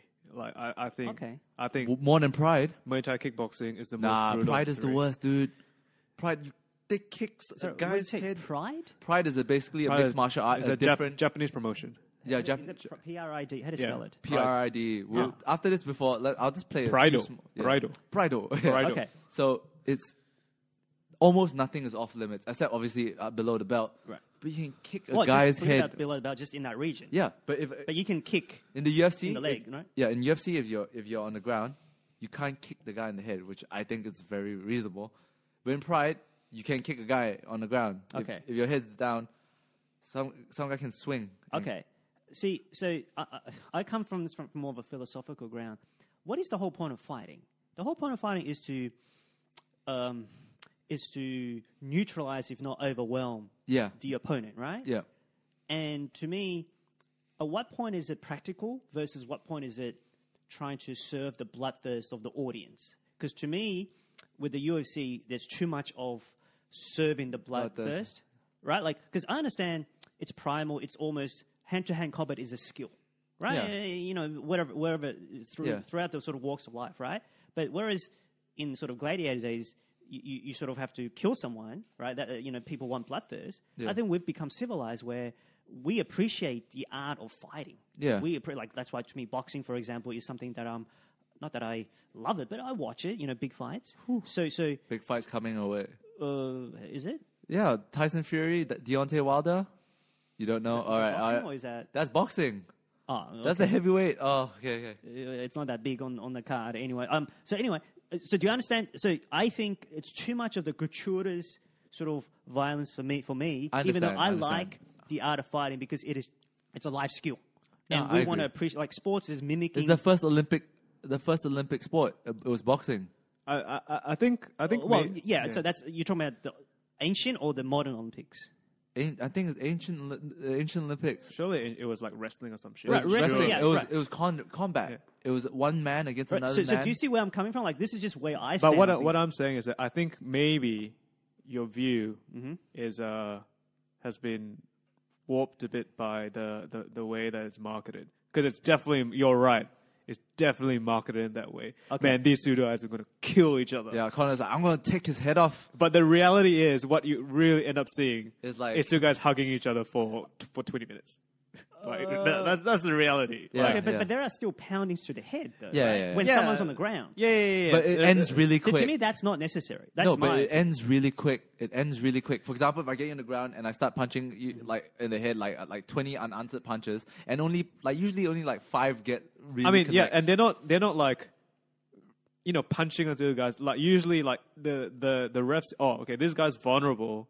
Like this guy, like Can't really fight yeah, back. It's over. Like, It's it's over. over. And the So- ref, so- just the ref jumps calls it into- immediately. That's right. So to me, if someone's in an like I don't know, look, I understand when you're on the ground, you can always use a maneuver to get out of it, right? Yeah. So you sort of don't want to go easy on someone if someone's on, And if someone's on the ground. ground skills is actually a big Big game. Yeah, it's a big part of big the game. it's a yeah. big part of the game. No, okay. But I think the referee or someone should know if someone has no shot and you're just doing Yeah, it just to serve the audience. Or, That's because usually the UFC not the wants issue of the UFC. Yeah, the only yeah, it's usual, usually not the issue of the the UFC. usually the usual Like, problem of the they're UFC. not putting me in there with Conor McGregor. Yeah, the usual problem of the UFC is the decisions, the points. Yeah. Like just like Okay. boxing. yeah, Like those are points as well. so, because I watched the podcast with Joe Rogan and Teddy Atlas. Teddy Atlas, big boxing I've heard promoter. of him, yeah, yeah. big announcer on ESPN. They were saying they use the same judges. Do you know that they use the same officials from boxing in dude. MMA? So and Joe Rogan. like they shouldn't. Yeah, they shouldn't. Joe Rogan's been following the MMA for like forever, and if anything, he says he said he would rather put fans in it because like the officials get it so wrong that it's travesty. So I mean, but that argument's been in boxing for Yeah. Oh, yeah, but- When you Whatever. have how many judges? Are there 3? 3.